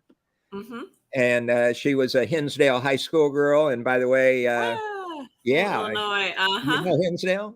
Well, I don't think I've ever been there, but I know the Illinois suburbs. Well, let me tell you, Hinsdale High School had a lot of really good gymnasts. Okay. In fact, Ed Zimmer went to Hinsdale High School. Ah. I think him and Susie had a few dates together. Oh, I know they scandalous did. time. They were, they were young people at that time, Sure. and both wonderful people. But Susie showed up out of nowhere in the Miami area, and I'm not even sure why. I think maybe it was because of her parents moving or something. Mhm. She quickly won the GMAC county championship, and she was just delightful. And she ended up going to Muriel's and being on Muriel's team, and that was a choice not every gymnast would have made. Mhm. Uh, but she wanted that training, and I'm glad she did.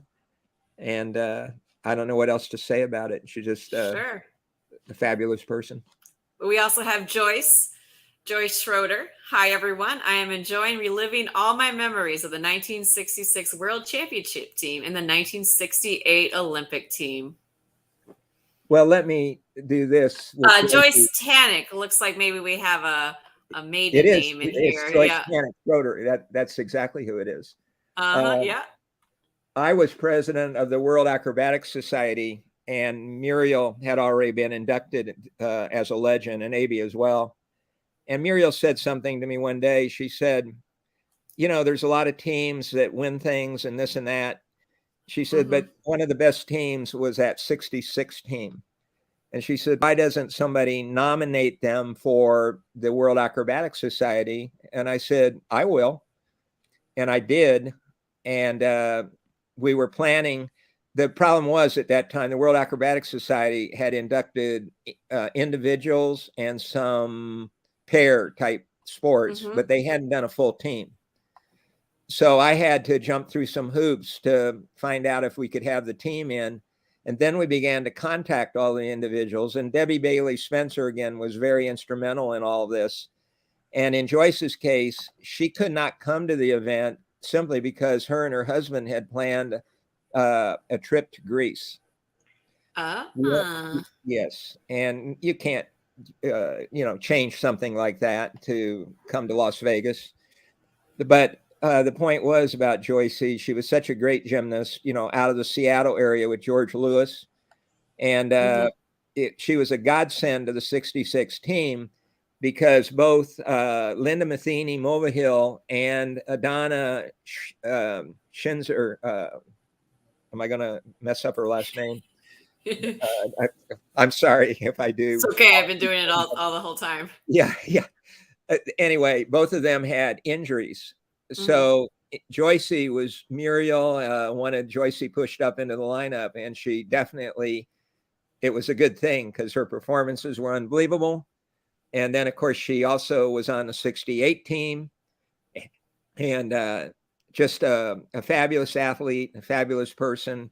As And Frederick I'm has so said, glad she's been on the call. yeah, Frederick has said Joyce is one of the few who has won all 4 events at a national championship. That's hard to do. I might need to get Joyce on here too, man. That is pretty awesome. Oh, I love it. And I had a couple other comments. You guys are writing them so fast, but Toby was saying Vera moved back to Mexico to coach and spoke fluent Spanish. So Toby was in Prague once visiting a friend who knew her. We called her and she and I spoke in Spanish. Okay, that's interesting. Interesting. Yeah, well, here I am. Here I am teaching in Miami-Dade County for 33 years. Uh-huh. And my Spanish is poquito. I've been practicing my Duolingo. I have to get mine back up. We have another comment from Dave. While Muriel was coaching in 1968, the first back handspring was done on a wooden beam by Miss Rigby, and our women's team out-tumbled the rest of the world. Okay, wow. So we had the first back handspring. Then, we have a correction. Joyce was saying, Dave, Kathy didn't do a back handspring on the beam. Colleen Mulhill and myself were the 2 from the U.S. that did that. There were 3 others in the competition that did this move. I agree with Joyce. Not that David wouldn't know, but the women always know more than the guys. I didn't say that, Right? I know. Karen wants to know who first did a front aerial. So if someone knows that one, please let me know. I think I And know the answer, but who do you think it is? okay, either Roxy Pierce or Kim Chase. Okay. And it would have been in 72. Okay. And then we have. Was the answer though? Was it an American? Did they say the first? Oh, she doesn't know. I think she was just asking to find out. I don't think it was a quiz. Okay. But someone probably knows. And then Dave was saying, yeah, Joyce, you guys were great in 68. It was great seeing so many of you at the Olympic trials for the Brazil Games. And Dave also says, thank you, Joyce, for setting me straight. I didn't get to see enough. And then Joyce is also saying, thanks, Bruce, for all the nice comments. All right, so let's go back. We'll jump into the chat a little bit later, but let's talk. You wanted to, let me take that comment down. 71, right? We're on 71. We're before Munich. So let's think. What 71 was a world championship? Oh, we do have the answer. We do have the answer for the first front aerial. It was Kim Chase, and then she fell backwards into the back walkover. Well, that was one of the two choices that I gave. Yeah, I will say it sounded like someone you had said. So good job. Well, let me say something about Kimmy since it came up. Yeah. Kimmy's from Riviera Beach, Florida. Mm-hmm. Okay. She was on 2 Olympic teams. It would have been 72 and 76. We had a program called the AAU Junior Olympic Program. Mm-hmm. And I took Kimmy to San Diego, and I think it would have been 1969. Wanda Obradovich was the meet director out there. It's very hard for East Coast gymnasts to go to California and win meets, just in general. And you even hear about that in football and other sports. And I don't know why it's that way. But Kimmy won the meet, and she was in the junior division, 13, 14. And the guy that coached her, he was an older man named Bud Watson, and he had been a catcher in the circus. He had also coached Gail Sonograth, who I mentioned earlier in the 60 Olympic team, and also another gymnast that went to Centenary named Claudia Feisel. Bud was a remarkable coach that he could have these 3 young women champions who were all different as day and night in their abilities. But Kim, I ran the 1970 National AAU Championships at the Miami Beach Convention Hall. Toby was in that meet. He knows about it. But anyway, in order to qualify for the 70 World Championships that were going to be held in Ljubljana, Yugoslavia, you had to be in the top 15. Well, Kim qualified tied for 14th in Miami at that meet and became eligible for the 70 trial. And then she made the 70 World Championship team. Think about that amount of acceleration from being an unknown. And her abilities were unbelievable. And we sort of, I know we were going to talk about Munich, but Ljubljana 70 is very important because that was when Kathy Rigby did win the silver medal on the balance beam. And that was the first medal for the United States in a world championship. In a world championship. Yeah. Fantastic. And Muriel was the coach of that team too. Yeah. So again, let's think about it. 52. We were in last place at the Olympics. And now we are 1970. We are getting a medal in an individual event at the World Championship. That is just the progression. And Muriel is now the coach. That is quite phenomenal. And I do have a photo right here. This is from the Muriel's Grossfeld School of Gymnastics. When did she open up her gymnastics school? Okay. After her and AB were divorced in 66, although there are people today that think they're still married. But they, and by the way, their love for each other is still there in their own way. And they have been cohorts on so many things together.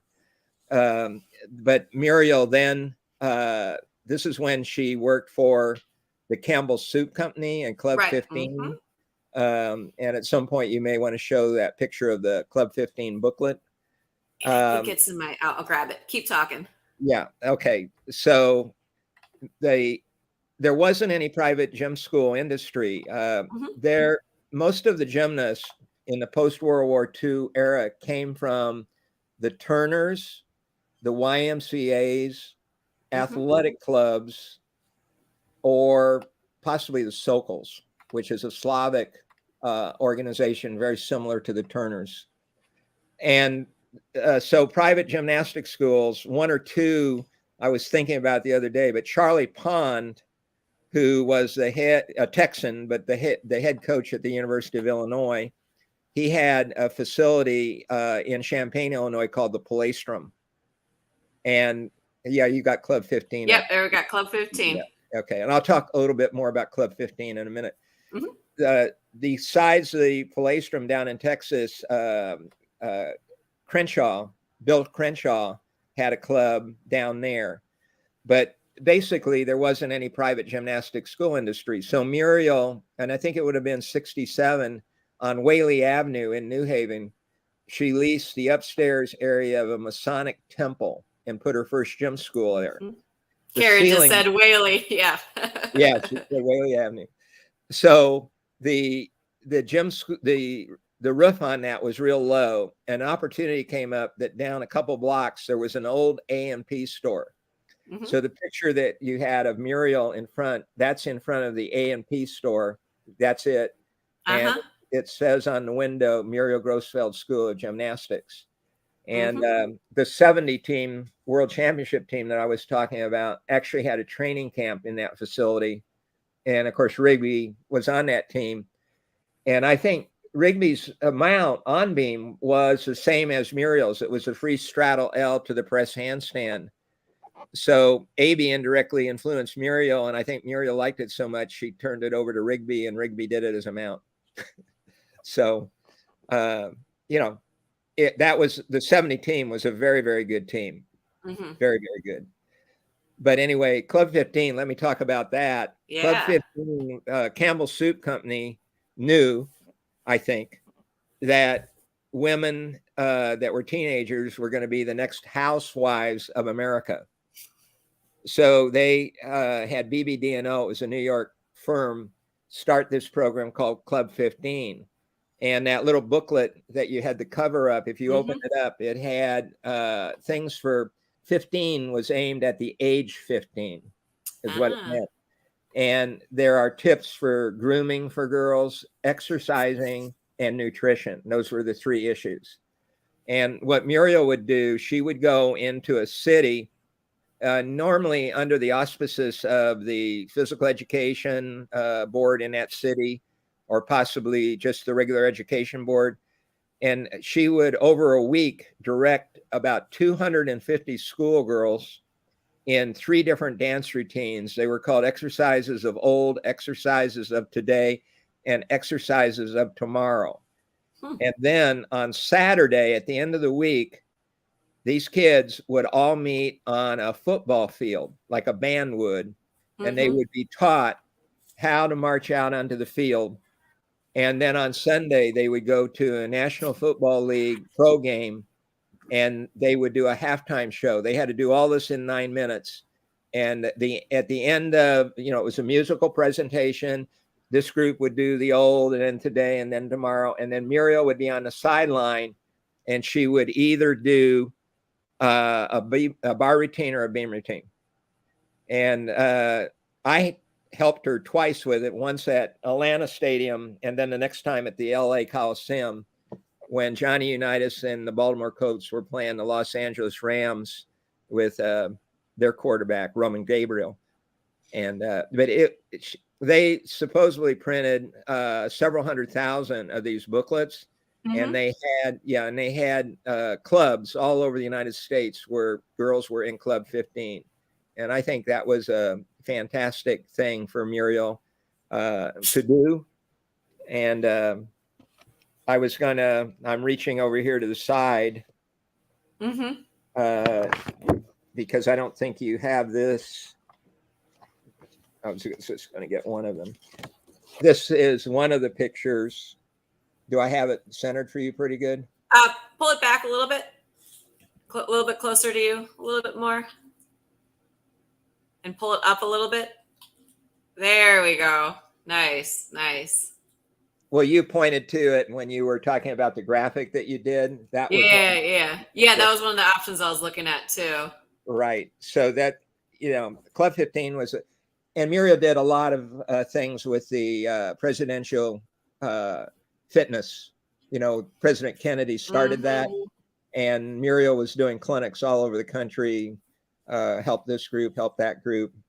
And I think that was I think one of the trademarks, and I think I have it as well, that Muriel really didn't care if you were an Olympian or a beginner.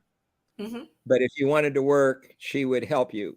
And she had a unique one-on-one thing with so many of the athletes. It was unbelievable. And I think that was the real contribution that she made to gymnastics, helping all these different kids and never expecting to be paid any kind of money for it. Mm-hmm. So, but anyway, those were the two schools on Whaley Avenue. The Masonic Temple was first, and then the AMP store. And then a little bit later on, I'm sure we'll talk about the school that she opened in Milford, because there's a real interesting story about that one as well. Yeah, and before we get to that, let's briefly, I know you didn't highlight it as an important one on our sheet, but 1972, the Munich games, that was also almost as turbulent as 68. Well, you're right. The hostage situation. I believe my mom was studying in Tübingen on that same time, when that was going on. I think she was there during it or somewhere right around. Well, you're right. It's very tragic. And by the way, since I couldn't ever get any phone calls, I finally went to Munich myself. And I think I did have some input with the American team. For instance, Muriel was very concerned about what leotards the team would wear. And I do remember that we went to a ceremony where 4 of the American girls, and I think they would have been Rigby, Matheny, Joni Moore-Rice, and the 4th was either Roxy Pierce or Kimmy Chase, but they'd all achieved a 72 plus all-around score. 72 means you scored 9-0 on each one of 8 routines, to get 72 points. And they were awarded a special stick pin by Arthur Gonder, who was the president of the FIG at that time. And that was a big thing for the American team again. And again, their nemesis in that competition was Hungary again, because they really knocked us out of the bronze medal, because, you had Russia, and you had the Czechs, and you had East Germany, who had 2 fine gymnasts, Karen Ants, who's one of my favorite gymnasts of all times. And again, we lost that meet to Hungary by about a half a tenth again. And who was still the head of the women's FIG tech committee, Madame Naj. And so that was the American team, because David Thor was talking about how well the American team tumbled. This is my recall. Linda Matheny did a tuck back on beam. Nancy Thies Marshall did a tuck back on beam. Kimmy Chase did an aerial on beam. Roxy did an aerial on beam. I don't think Joni did any Joni Moore-Rice. I don't think she did any aerials. But that was a lot more. Olga Corbett won beam in that meet, and she was sensationalized at that meet by Wide World of Sports. And at the end of her routine, she does a standing back. And as she lands a standing back, she then throws a front somersault off the beam into the landing at an angle right off the middle of the beam. And the way that was designed was, if she was off balance left, she'd go to the left. If she was off balance right, she'd go to the right.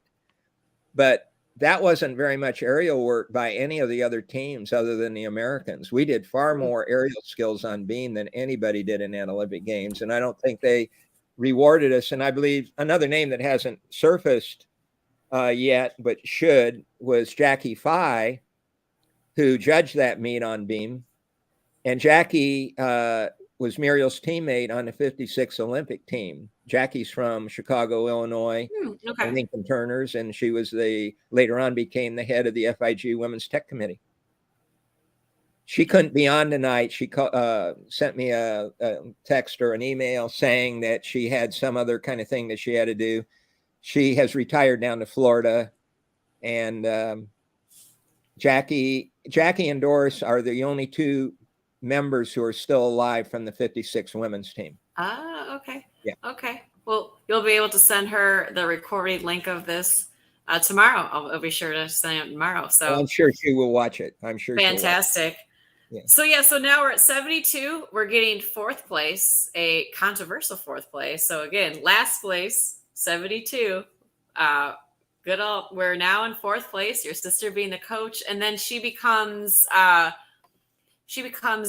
national coach after 72, or was that 75? Am I getting my years correct? It's not real clear to me politically or whatever, in the voting and everything, but because I was coaching pretty heavy myself at that time, and I remember her directing us a lot, and it would have been between 74, 75, maybe into 76 as well.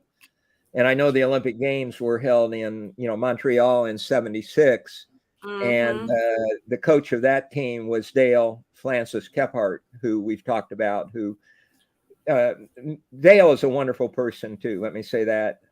She coached collegiately at Las Vegas, Reno. She had a couple of my girls on scholarship, Carrie, Karen Radowski, by name.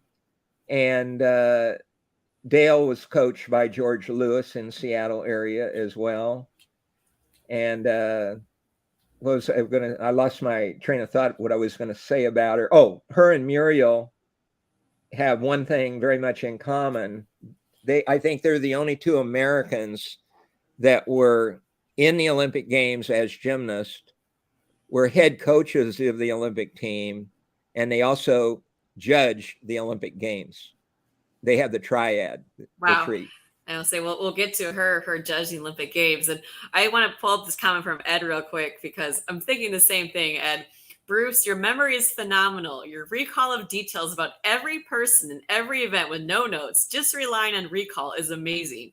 Remembering the quarterbacks in an NFL game 60 years ago, crazy. And I know we have a few notes here, but yeah, what he's saying is 100% off of our notes. The memory is, like I said, when you come to Chicago, you're coming to trivia night with me, because we are going to kick ass in trivia together. Oh my God. Well, let me interject one other thought. And yeah, we have USAG today, United States, Gymnastics organization, located in Indianapolis, Indiana, by the way. But one thing I don't think they've done a good job of is preserving the history of American gymnastics. And I think that's sad. I'll give all the accolades to the International Gymnast magazine, what Glenn Sunby started and continued all the way up. They were publishing, I think as I recall, they were the longest magazine on the newsstand, because it started with Glenn in December of 1959. Wow. I'm sorry, before that, 1956. And Dwight Normile. I worked for Glenn one year. I took a leave of absence. I worked as the editing manager of the magazine from 81 to 82. And in fact, that was the same period of time that Ed Zimmer was the assistant to Roger Consul with the USGF. But that magazine continued to be published, and Dwight Normile was the editor, and he just retired last year. So I have, we're in my library, by the way. I have every bound edition of the Gymnast magazine from beginning to end in my library. That is incredible. And we have a comment. Bruce, let me know when you're headed to Chicago. I think that was Susie on her husband's account. He doesn't have a date he's coming to Chicago yet, but we'll get into Chicago, or we'll get some type of little reunion going. Oh man, and Dave said, Bruce, you know so much. Thanks for everyone for sharing, and thank you, Sherry, for the forum. You're welcome. Um, yeah, this is great. But let's okay, so we're in about 1975 ish, Right. correct? And that's when Muriel has her gymnastics school in Connecticut. Yes. This is, I'll try to tell it in as brief a form as I can. Mm-hmm. But what happened with me, I went to work for Miami-Dade in the fall of '66. And I thought I would only be there for a short time because I wanted a 4-year job, because you can't really make an Olympian in 2 years. Not that that was my only goal, but 2 years with any gymnast is not a lot, and 4 years, even if they have a background before that, is helpful. So my goal was to coach collegiately on the East Coast. So I figured, well, I'll go down to Miami-Dade, and my Dr. Mason, he was my master, when I was getting my master's degree, and he got angry at me because I wouldn't accept jobs in the Midwest. And like one of them was at Bemidji Falls in Minnesota. I think you probably know where that is, Sherry. It's the coldest point in the United States. It's up there. It's up there. It's Canada, basically. So I finally got the offer from Miami-Dade, and I was kidding some of the other guys that I knew there. And I go, I don't know whether to buy a fur coat or a swimming suit. And of course, I had no intentions of going to Bemidji. So I went to Miami, and then I got involved in the Miami community. I got involved with the Florida Sportsmate Inc. And we held, as I said, the 70 AAU Nationals, the 71 World Cup, the 73 Russian Tour, the 75 Pan American Women's Trials at the Miami High Life Fronton, of all places. Okay. And but anyway, I did then decide to stay in Miami. But anyway, I told Muriel, I said, I'd like to open a gym school like you have while I'm doing college teaching. So I leased a little warehouse, and it was called the Muriel Grossfeld School of Gymnastics of North Miami Beach. Okay. But it was small. And I said, well, I'm looking for a bigger building. So one of the people that was active with me, she says, there's an ad in the paper, and you can buy this 5,000 square foot building for $2,000. And I started laughing. I said, nobody's going to sell me a 5,000 square foot building there's something wrong with the ad. She said, well, there's a phone number, call them. So I called them, and here was the punchline. Yes, it was only $2,000, but you had to take the building down and have it off the property in 30 days. So I did it. And I got my gym team out there. In fact, some of the guys that call in may have been helping me, but we took it down. And then I said, I was living in my little first gym school. I had a little apartment in there, and I needed a place to put the building. So I knew a man who had a 1 acre lot at 1075 Northwest 151st Street. And the back lot was all overgrown because he never mowed the grass. And I said, do you care if I dump this building there? And he said, fine, dump it. So I worked 4 or 5 straight weekends. We got that building. It was in the backyard. And then about a month or two after that, somebody in my little gym said, they're renting space out at Opelika Airport. So I went out there, and I was leasing 13,000 square feet of space for $750 a month. Isn't that a great rent? So I sort of forgot about the building. And somewhere along the line, I went by to visit Len Camp. That's who owned the house. And when I got there, Len looked at me and he said, you're going to have to get the building out of my backyard. And I said, well, why? And he said, well, I'm going to sell the house. I said, oh. I said, how much do you want for the house? He said, $30,000. I said, I'll buy it, because I didn't want to move the building. Nice. So I move into this house because I didn't have to live in. Yeah, why not? I'm out at Opelika Airport. Yeah. Okay. Muriel and George Ward, who was her, they were not married, but they were together for years.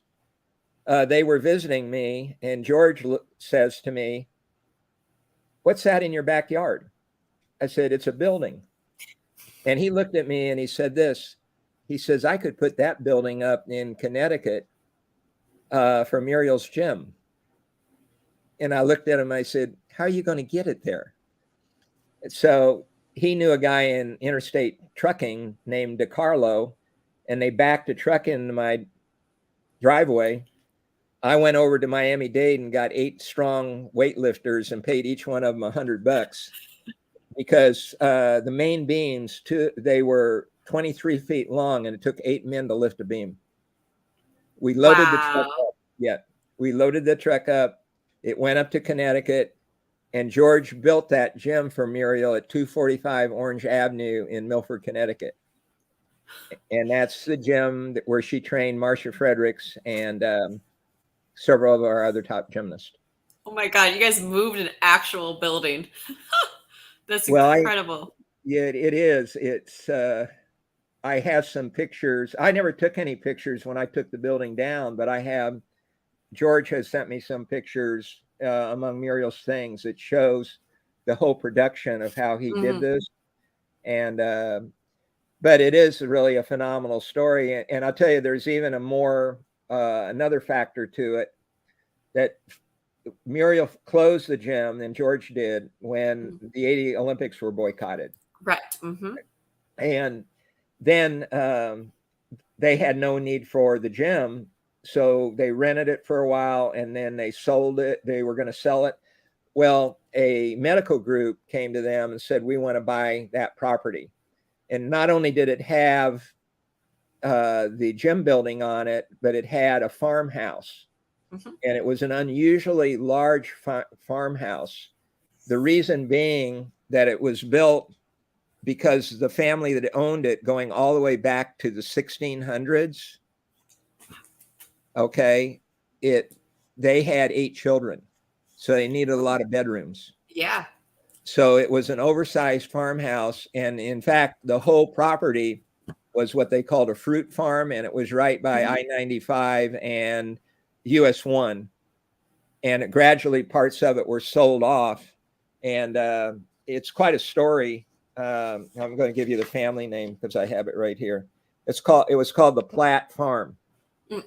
And anyway, after the Platt family was out of it, some of the churches in that area, Calvary Church, in fact, they moved the building down the street, because when Muriel had her stroke a couple of years ago, George tells me, he said, "They moved the farmhouse down the street. Do you want to see it?" And I said, "Sure, I want to see it." So we went down there, and sure enough, the farmhouse was down there. But the rehabilitation center she was in was on the exact property where her gym in the farmhouse was. That's the punchline. Wow. Wow. Talk about full circle. Yeah. It really is an amazing thing. And wow. Incredible. We did have a question, a clarification question. Did Muriel coach the Pan Am team in 75? That is a good question. Joyce said she knows she coached 67 Pan Am, but she wasn't sure about 75. Yeah, well, two things here. We jumped over 67 because we started talking about. We went to. So I'm going to make a few comments about that, and then we'll talk about 75. Okay, 67 was important because it was the 100th year of the country of Canada. It was and it was in the first time that Canada held the Olympic Games, and it was important. So they sent Queen Elizabeth's husband. In one of the articles that I sent you, I don't know if you got to read that whole one. Oh, yeah, I read them. And Debbie was on that team. And the American team stayed in a school for the deaf. Do you remember reading that? Yes. That was an interesting thing. And it was real rainy there, which was very unusual. And that's when the, I guess, what is he called? The Prince? Elizabeth's husband? Is he considered? He's not the king. Yeah. whatever they call him. But I think it could be Prince. It sounds correct, not Sir, but yeah, yeah, probably Prince. but he actually picked Debbie and I think Gleason up on the side of the road. They were on their way to the opening ceremonies. And by the way, it was raining like crazy during the whole opening ceremonies. And of course, their travel uniforms were getting all wet and all that kind of thing. And Debbie talks about that in the article.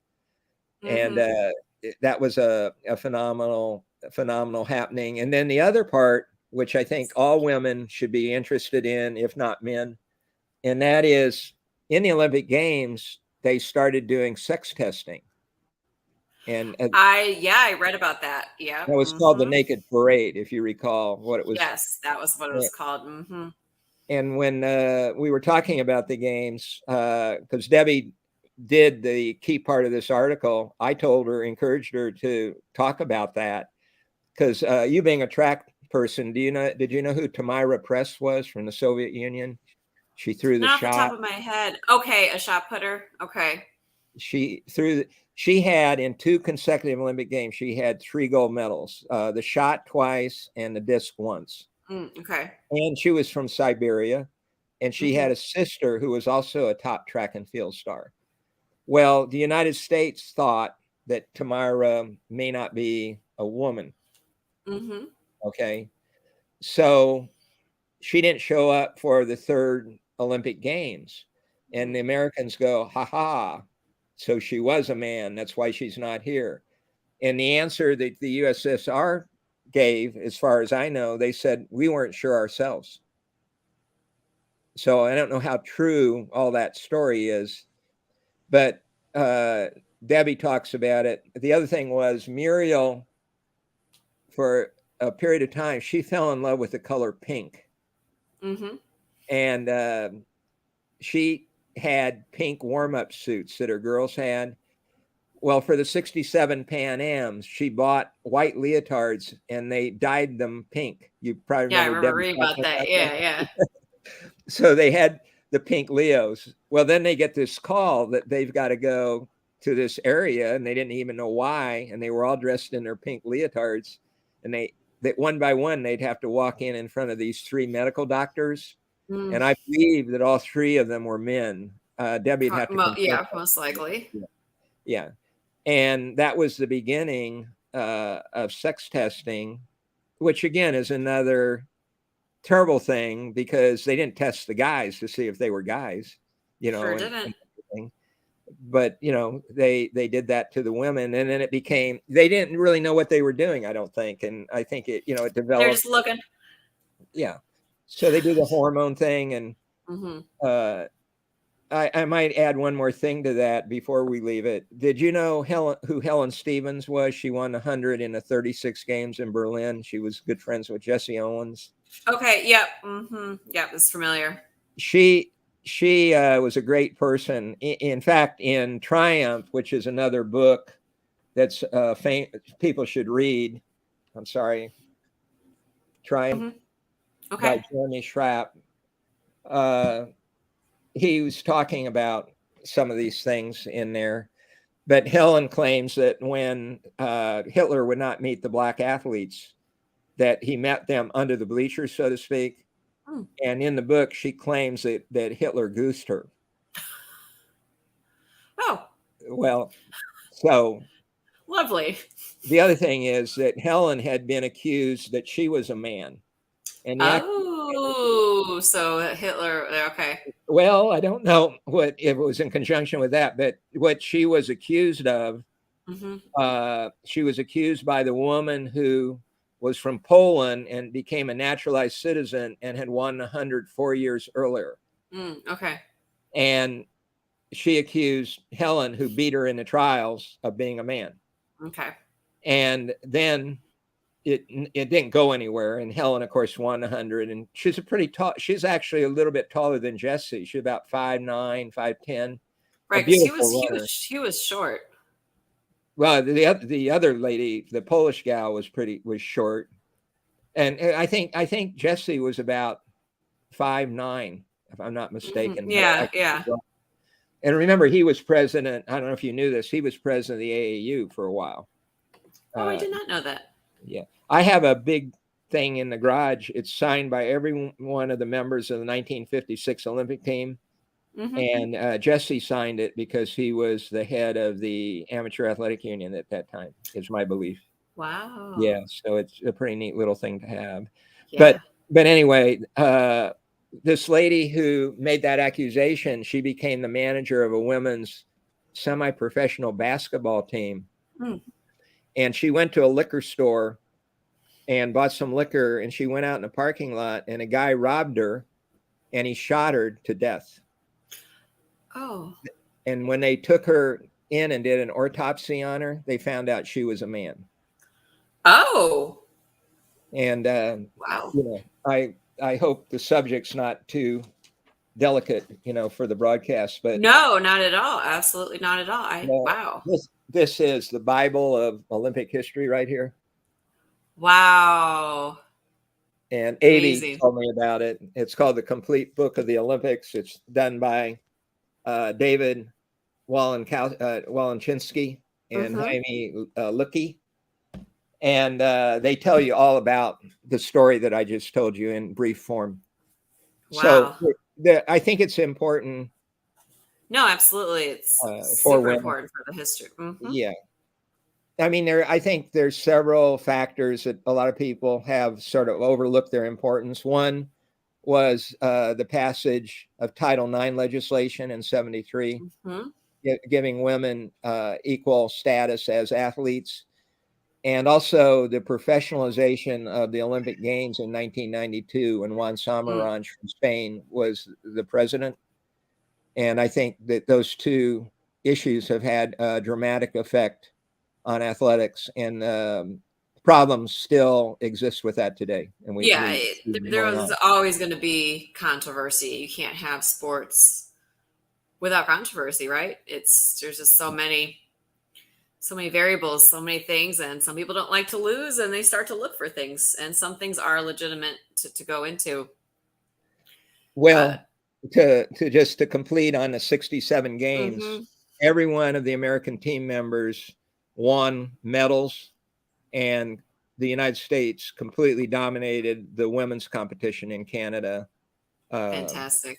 And so now 75, as I said, This there is the was one. So Dave said he texted Jim Cullen. He said Muriel coaches a 75 Pan Am team. He would know this because the Cubans slapped him silly there. And then Karen was saying she thinks that was actually 71, wasn't it? The flag, the bicycle, tube tires, that was all 71. So look, we're still trying to figure it, but there were Pan Am games happening, and she was the coach of a lot of them. Well, we're not. I don't think we're X-rated at all. But Jim Culhane is another amazing person. By the way, you're going to like this. He went to Penn State. I was going to say, did he go to Penn State by any chance? He was on the NCAA championship team in 1965. Fantastic. And I had the honor of taking an AAU group to Germany in 1974. Mm-hmm. And Jim was on that trip. And the one thing that he always wanted, and he wanted a bucket of hot water before we weren't competing, we were doing exhibitions, but we did a lot of. And I never argued with him about it. I always got him his bucket of hot water. And guess what? He was a phenomenal gymnast, very, very consistent. He's notorious in the sport, going back to one of the NCAAs, not the one that their team won, but they were at Penn State. And when streaking was very popular, everybody knows that Jim did a streak in that meet. Nice. So Jim's a streaker. Good old Penn State guy. Well, he's got red hair, by the way, and freckles. Fantastic. So you can't miss him. You can't miss him. And the deal was he went across the mat and did something like a round off flip-flop full. And, he had a stocking cap on, I think, and went running out the front door and dove into a car by prearranged, and they took off. Fantastic. So later on that year, I think it was it 74? I think it was 74, but I could be wrong. By the way, to make certain, anything that I tell you, I always have evidence. Bart Connor handed me a video of Jim streaking, so I have it on a disc if anybody wants to see it. Oh my God. Not tonight on Amazing. a live show. No. But anyway, Amazing. All right. So we but do anyway, have a few corrections. So yeah, so 75 was in Mexico City. Correct. Cubans, Jim just answered his phone. The Cubans were in Colombia in 71, and he's listening to us on his phone. Jim streaked in 74. Frederick also has this DVD. okay. Got a lot of evidence out there. Man, Jim streaking. That is a good old Penn State proud. I am proud of you, Jim, for streaking on that one. Amazing. So I did want to. Oh, sorry, I'm still laughing. But getting back to Muriel's coaching career, 1978 World Championships. That was also an historic year. Tell everyone what happened that year. Yes. Well, again, Muriel's gym opened, so they had a place to train. Marcia was from Marblehead, Massachusetts. I believe I have the city right. And she was a very sort of a quiet girl. She worked out mean, and she had this kind of reputation. She'd get angry during practice. And, we wear chalk in gymnastics, and you have block chalk that's in the box. Well, she'd pick up the block of chalk and throw it at the box real hard and get angry because she missed this element or whatever she was doing. Muriel's plan for that, Jim, was to have one-on-one coaching of the top 3 gymnasts, I believe. And Don Peters was her coach. And then Don left, and Richie Carlson, I believe, who is from Philadelphia area, he took over as Marcia's coach. And they're going to the 78s, just like Kurt did in Strasbourg. And her uneven parallel bar routine was fantastic. And I think she scored a 995 with that. They were on the 10-point system. And again, we had Kurt's gold medal on the floor, and we had Marcia's gold medal on the uneven parallel bars. And Marcia was hurt, I believe, the next year. She had some injuries. And remember, 80 was the boycott year, which hurt because we didn't go. Yep. So it's a blank for us in there. And Marcia did not continue to compete that much longer. I know I'm not certain about the end of her record, but most certainly she's a good gymnast. She was ahead of her time on uneven bars.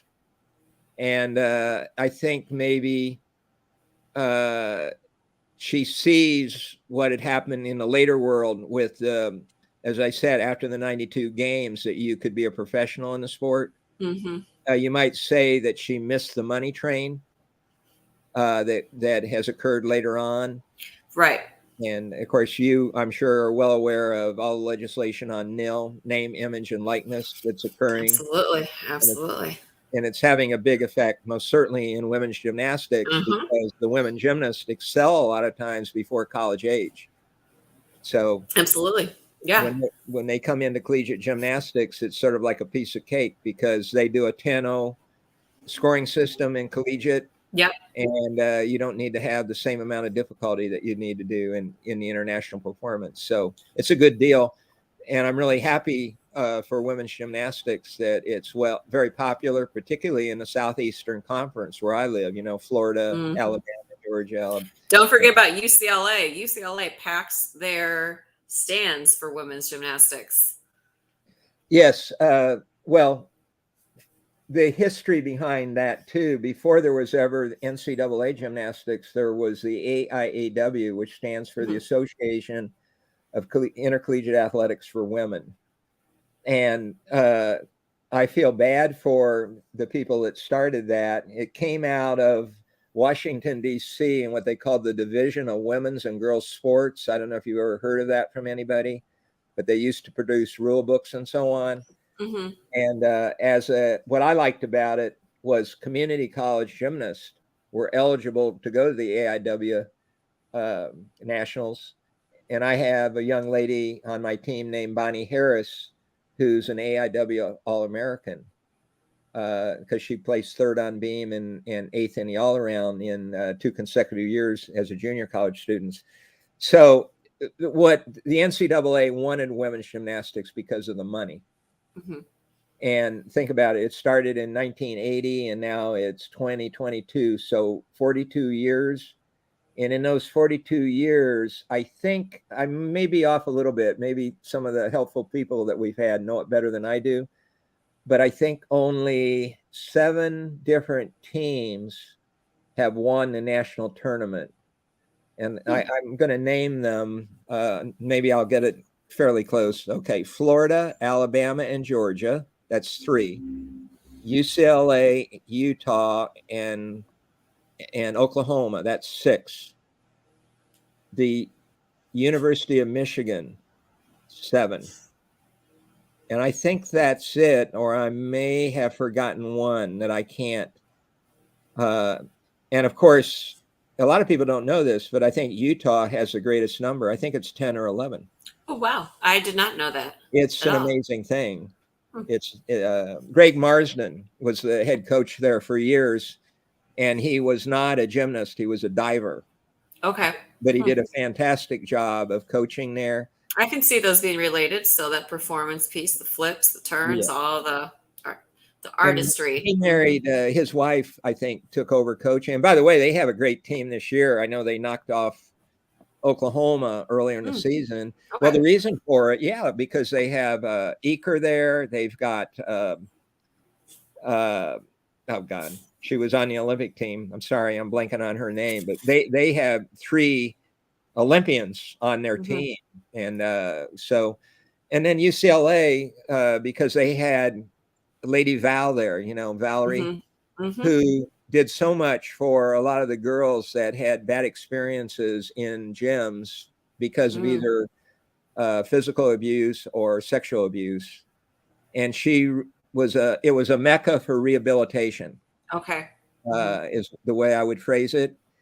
Now they've had a little bit of a row there this year over, I don't really want to go into it to say, but they're blaming the athletic director and the guy that took over coaching. And one of these guys are going to tell us who I'm talking about right now on the men's side. But let me tell you, he's a phenomenal coach. And I don't think anything of what happened is really his fault. That's my opinion of that. But that's collegiate gymnastics is really a great thing because they can seat 13, 14,000 for, a dual meet between UCLA or in Florida, something like that. So good for the women. The tragedy for the men is we had over 200 men's collegiate teams when I was competing, and we only have, I think the magic number is 14. Wow. Isn't that terrible? And it's the unfortunate part is these men's sports that aren't the revenue generators are getting cut. Now, I mean, we know Penn State, though, we still kill it in men's gymnastics. So I'm very glad that I saw some of the men's competing back in my day. I came out in 2006. I remember going to a couple of their meets, and we would also see them training. We did some preseason training in Beaver Stadium, running up and down the hill or the stadium stairs. They would be doing the same thing, except for they'd be like carrying each other, and it's like them and like the wrestlers would be doing crazy stuff. I mean, you were just those guys were something else. But yeah, great men's program. Well, I would be terrible if I didn't mention Gene Whetstone, who was the head coach for years at Penn State University. And there's been others after him, but Gene Whetstone was legendary. And the top collegiate award, I think I should mention this, is the Nissen Emery Award. Okay. And George Nissen started the award originally. He was one of our manufacturers in the country that made all the gymnastic equipment out of Cedar Rapids, Iowa. Robert Emery is a Penn Stater, and he became a heart surgeon residing in, I believe, the state of Minnesota in Minneapolis, if I'm not mistaken. But the original cast that they made for the Nissen Award broke, and they needed to make a new bronze casting. And I think Robert Emery had a lot to do with that. And now the award is called the Nissen Emery Award that the top collegiate gymnast in the country earns. And it's very similar to, I guess, the Heisman in men's football, I guess you'd say. So. And it is 13 varsity programs for men in NCAA. Wow, that is Okay. sad. That is sad for. See, the magic number is 13. Yeah, magic number is 13. So we've talked, going back to Muriel, we've talked about our coaching. So we're at 78. We got the first gold medal, and she stays active in the coaching world. And she's even coaching or working was she a coach, or was she like a consultant for like the 1996 Olympic team? Jumping ahead. Well, she did help. Okay, before that, she had a long stint with CBS and ABC as commentator. Okay. And she worked with Jim McKay quite a lot, who's legendary, as a sports commentator. And I went down to Puerto Rico, to San Juan for the 79 Pan Am Games. And she did that particular meet where I was able to see her really working live in action, doing here's, and most of the guys know this. It'd be nice to hear one of them make comment about it. But here was a woman that thoroughly understood men's gymnastics as well as women's.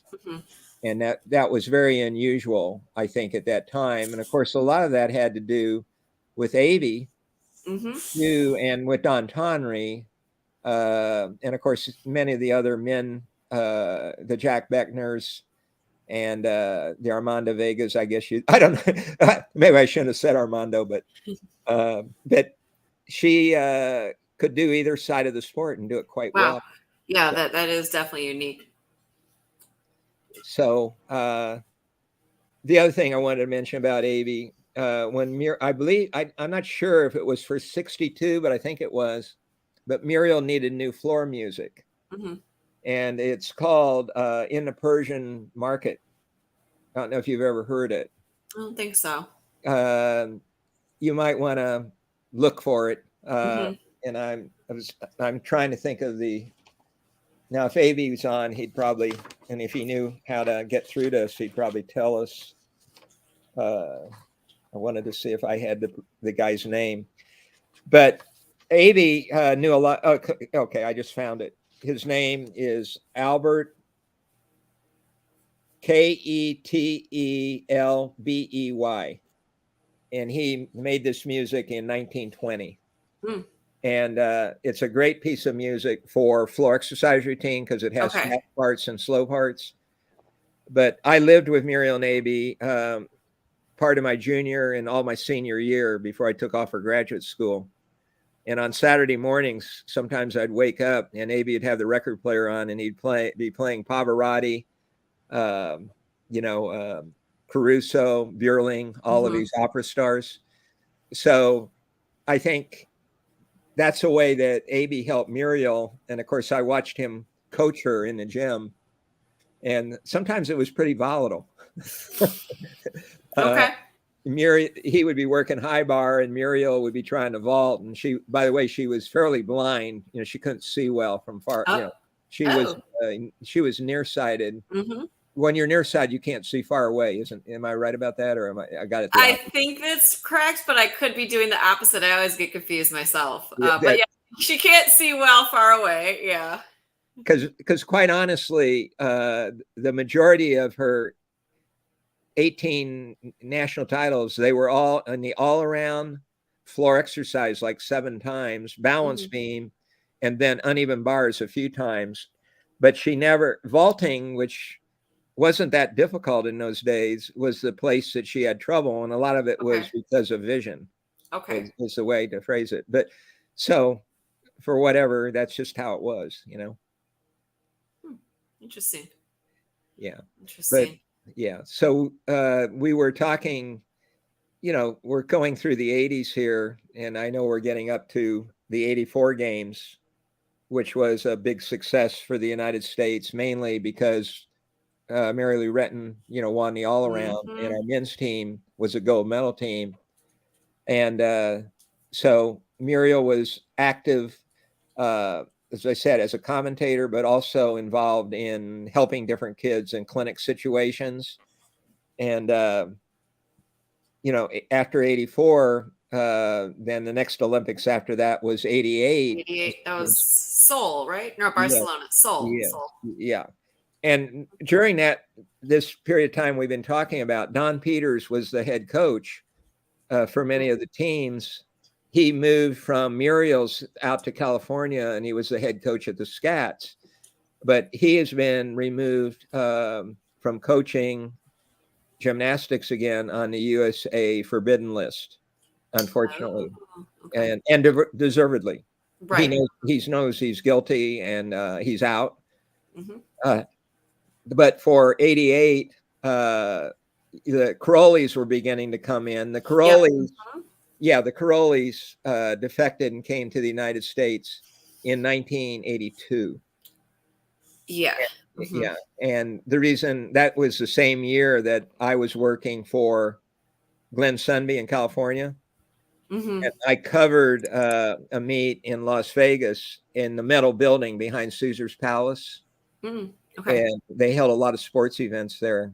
And that was the first meet that Diane Durham, who you're very familiar with from Tom, she was in that meet being coached by Bella Karolyi. She was the first. Okay. Yep. That's right. That was the first gymnast that he worked with. Yep. And so the 88 thing, Bella was the coach of the women's team, and Avi was the coach of the men's team. Okay. And Karolyi wasn't a gymnast himself. I believe he was a soccer player, but I'm not certain about it. Mm-hmm. And I know that both him and Marta have left the United States. From the last thing I heard, they're back in Romania somewhere. I think that's correct. But I had covered the Caesar's Palace meet, and I probably did one of the very first interviews on Bella Karolyi and Diane, and I called it the article "The Odd Combination," because Romanian male coach comes to the United States and he's coaching an African American gymnast from Chicago and Carrie, Indiana, and and by the way, Karolyi costs the United States a bronze medal in '88. I'll tell you how he did it. Oh yeah. I know the story, but you can go ahead. Well, Rhonda Fain is part of it. She was the alternate to the team, and she had trained with Karolyi, but they had a rule again about the removal of the board. Board may be used either on a balance beam or the uneven parallel bars, and of course the vault is used all the time. So anyway, the rule goes that when your performer does their routine and you remove the board out of the way, the board has to be removed completely from the podium. And obviously Bella did not tell Rhonda to do that, and she'd remove the board and she just moved over to the side like you would in most normal meets, and she knelt down on the board until the next girl was going to go. And this, I believe, was in the compulsories. And what the compulsory dismount was, you do a heck dismount over the low bar, and that's the same place where the board is for the mount. Now, some teams, and I believe the Soviet Union did it, they didn't remove the board. Every one of their girls flew out far enough that they just went over it. Okay. But Madame Berger, who became the new Madame Naj, in other words, Madame Berger was from East Germany, and she gave the United States a half-a-point deduction for that travesty of Rhonda not removing the board. And Avi has told some stories a little bit to me about how the whole way home on the air flight from Seoul that he had to keep encouraging Rhonda, and because she was taking blame for the mistake. But when you look at Karolyi, first of all, he set a banner where he, so to speak, is God's gift to coaching. He's the number one man, right? And if you're the number one man, he made that mistake. And he also made the mistake in 1984 trials that he didn't petition Diane forward. And that was a huge Those are major mistake. mistakes from somebody who's supposed to be the top apple in coaching. And a lot of the American coaches know what I'm saying right now. And yeah, I listened to a 7-part podcast on him. ESPN's 30 for 30 as a podcast series. One of their seasons had a 7-part show on the Karolyis. I think it was called Heavy Metals. Had some really interesting interviews for any of you. If there's any gymnastics people listening, but yeah, ESPN's 30 for 30 has that one. I was listening to that through many long runs, but very, very interesting story. So learn a lot about the Karolyis on that one. Well, you're right about it, and I have listened to those. And Geza Pozar was on 2 of them. Yes, I was like trying to remember the name. I didn't want to mess it up. Geza Pozar. Yeah, he gave a lot of the commentary on there. Well, Geza, a lot of people don't know this about him, I don't think, but he was a primo ballet dancer in Romania. And he was in the military force because you're required to, just like Israel and other countries, you're required to do military service. And what they would do, they would back these trucks in together and make a stage, and then he'd perform. Well, he stepped in an opening and it wrecked his knee. And that's what ended his ballet career. And then he started coaching in the home city of Nadia Comaneci and all the other girls that were there in the junior team that the Karolyis had found through that kindergarten search program that you hear about. They were all together. And when they defected and came over, Geza was with them. And of course, he's had a falling out with them. And he explains what he explains in the podcast. In fact, he said one thing that really struck home with me about Nadia. I don't know if you remember that he said anybody could have coached Nadia because she was so good. Do you remember him saying that? Yeah. And that possibly is very true. Well, I coached Kurt Thomas. To a degree. And I feel the same way that anybody could have coached Kurt because he was so damn good. Yeah. So we did the 88 Olympics. So now 92 Barcelona. Was Muriel involved in Barcelona? Again. On the commentator side? No, I don't believe she commentated. And as I said, the biggest news of 92 was the fact that pros could go. Of course, the dream team went in NBA basketball. Yeah. But the other thing was a decision was made, and this was, I think, right when Mike Jackie, the progression, by the way, of the executive directors of USGF, which became USAG, would have been Frank Baer, Roger Consul, Mike Jackie, Kathy Scanlon, the only woman, Robert Colarossi, and our friend Steve Penny. So when Mike was there, a lot of people don't know that one of the things that really hurt Roger Consul's administration was that USGF had lost its tax exemption. And that was the fault of Frank Berry. He didn't transfer address when they moved from Arizona to Fort Worth, Texas. And then after Texas, they moved to Indianapolis. But that's really wrecked his administration. Mike was in there for a long time, but he fled and went with the U.S. Ski Association. But at that time, towards the end of his administration, USGF was making more money. And as a coach and being a former athlete, I believe that monies that are raised, that money primarily should be used for the training of the athletes and their coaches and the programs. Right, absolutely. And unfortunately, that's not, in my opinion, what happened. And therefore, I don't agree with the stand of, nonprofit corporations and even the USOC that pays top executives $625,000. And they're interested in winning medals, but they're Muriel was a contract worker, and Mhm. and another name that has not surfaced, but I want to definitely make word of it is Arthur Akopian, Mhm. who won in 79 and 81 vaulting championships and the world championships, in other Mhm. words, and came to the United States and was coaching in California. He was Michaela Maroney's coach. And Arthur and Muriel were like a glove together when it came to coaching and Mhm. ideas in coaching. But they had this whole group of coaching. It included Valery Lukin for a while, I believe. It included a couple of the other Russians. It included Tammy Biggs. And they were being paid as contract workers, making about $32,000 to $34,000 a year. And they were the nuts and bolts of making our kids great. Ah, okay. What Muriel did as a brevet judge, her normal job at a competition was to sit with the computer and the television screen. And after a routine was over, if they don't call them protests anymore, they call them inquiries. Okay. Mm-hmm. And somebody would inquire as to what their routine was, and Muriel would review that routine with the individual on the television screen. Ah, And that was her capacity, very knowledgeable about that.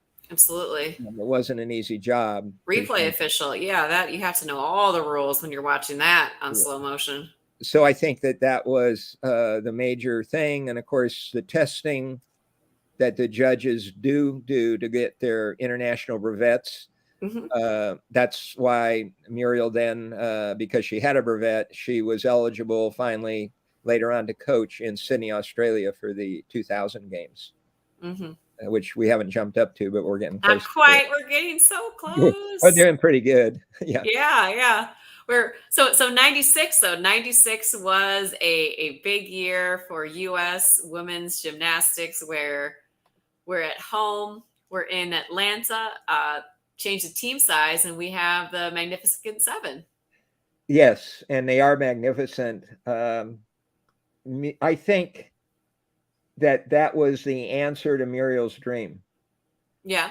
She often said, I want to see the United States become the top dog in gymnastics. I guess she didn't say top dog, but she Right. generally, you know what that means, to rise to the top.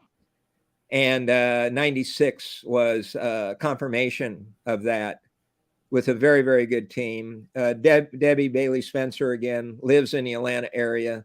Mm-hmm. Okay. And she watched some of the training. Muriel, of course, was there working with the different individuals. And the other thing that's great about that team is that everybody on that team hasn't only excelled gymnastically, but they've all done very, very well in their post careers. Mm-hmm. Namely, Shannon Miller is Mm-hmm. actually in Florida in the Jacksonville area. She's got a law degree. Okay. She had a bout with ovarian cancer at quite a Wow. young Oh, I didn't age. know that. Mm-hmm. Yeah, I know. And she actually, I think on the list now, Simone, I guess, has the most medals. I'm not sure. It doesn't make Yeah. that much Yeah. difference to me, quite Right. honestly. But I think Shannon is third. I think Okay. Alicia Sakamori may be second, but I could be wrong again. If any of our people are out there listening who know it better than us, they can shoot it in and tell Feel us. free to correct. Yes. But yeah, she's up there for sure. But the other thing about the team, you've got, and I'm trying to think of all the team members right now in my mind, but J.C. Phelps is a Hoosier from Indiana, Mm-hmm. and she runs a big gym operation with her dad. They have baseball there because he was a baseball man. And by the way, she was inducted into the Indiana Gymnastics Inghoff that we have in Yeah. Mm-hmm. 2012. So I'm trying to think of the other girls on the team. I'm pulling it up right now. The Dominique Dawes, Carrie Strong, Amy Chow. We already talked about Shannon Miller. Well, do this. Dominique, Name one of them and let me give you a couple sentences about each person. I think. Sure. So we did Shannon Miller, Dominique Makino. I can never pronounce that one right. Marciano. There we go. I was like, we talked about her. Okay, let's talk about Dom. By the way, here's a real unusual thing. There's 2 women on that team named Dom. Right. So you have Dominique Dawes and then Dominique, the one I can't pronounce. Dominique Marciani is married. Marciani. There you go. Mm-hmm. Yeah. But she's from a Romanian family. Mm-hmm. And I don't know if you ever heard this story, but she has a younger sister than her. Her parents had a 3rd girl. The girl was born without any legs. Oh. And we'll get that name up here. Somebody's going to spit it out to us in a minute. Because Jenny, I'm pretty certain it's Jenny, but anyway, she was born without any legs. So they left her in the hospital for adoption. The other 2 girls didn't know about her.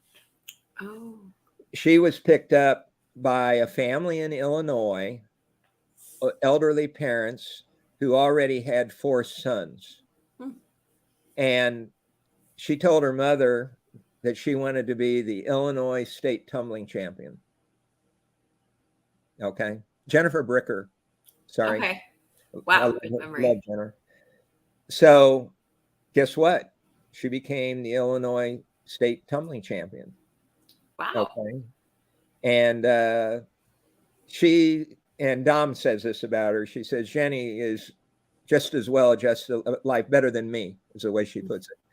But Dom herself married Ohio State University gymnast, orthopedic surgeon. And one of the guys is going to spit his name out to me here, answer us about who that is. But she runs a gym school in the Cleveland area. Okay. She's, by the way, she was treated horribly when she told the truth about the Karolyis. Yep. Because I happened to be with her at the international inductions in Oklahoma City. Oh, okay. And she told me, she said, some people have really been mean to me. And by the way, she was on her way to winning the 64 games, and she had 2 minor mistakes. She stepped out of bounds on floor and had a break on balance beam that cost her the all-around title. And in my opinion, the Karolyis dropped her like a hot cake. They were known to do that. Yeah. And so, again, I've already told you about 2 of his other sins, so I would add this one to the list. That's 3. Yeah, there's a lot of them. There's a lot of them. So let's talk about the other Dom. Yeah, Dominique Dawes. 3-time Olympian. Yes. And Dom, just like your sister. Yes. And Dom's coach, Kelly Hill from Maryland. I think Kelly is one of the most underrated coaches in America. She's tough. Muriel taught her a lot, and Muriel supported Dom like crazy. And there are other people like the Corpetz girls. Courtney Corpetz went to the University of Florida, I believe. And I think she won the Hondo Award and maybe the all-around title 3 or 4 years in a row. Okay. There's also Keitra Hunter, African-American gymnast who went to the University of Florida and was considered to be the best tumbler in the NCAA program. She ended her floor exercise with a double back where she wouldn't even grab her knees because she was so powerful. But Kelly, I've only hit, there's Dooley from Florida. There's, God, I feel terrible that I can't think of couple of the other girls' names. But Kelly is really a great coach. By the way, she had Kayla DeCilio, who just finished in the world. There was a world championship in Japan right after the Olympic Games. I don't know if you knew that. But anyway, Kayla ended up second in the all-around. She was either second or third. It was Leon Wong and her who represented the United States. So anyway, Dom, it was very hard for her to hold on for 3 Olympic Games. It wasn't an easy deal. So it was 92, 96, and 2000. And by the way, there was an injustice down in Sydney, and that's when the Chinese had entered 2 girls that were underage. Right. Yeah. Were they 14? Yes. And therefore, the United States finally got the bronze medal that they deserved.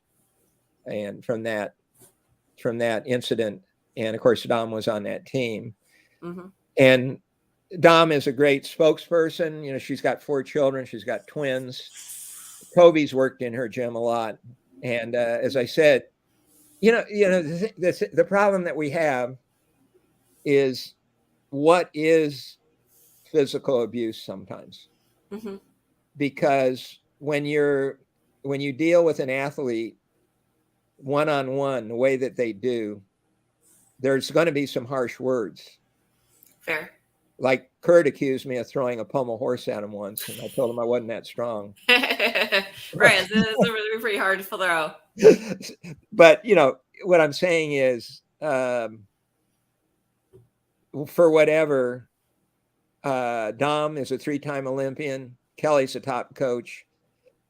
And let's just leave it there. So who else did we not mention? Well, we do have you said you wanted to find the Dominic M's husband, Mike Canales. Yeah, Mike Canales, her husband. That's right. Mm-hmm. Dom's husband. Dom M. And then the Dominique Dawes, has joined Joyce and won all 4 events at National Championship Club. So yeah, she is a legend. So next we got Carrie Strug. Carrie Strug. Sorry, Strug. Strug, by the way, in today's world, she works for the federal government.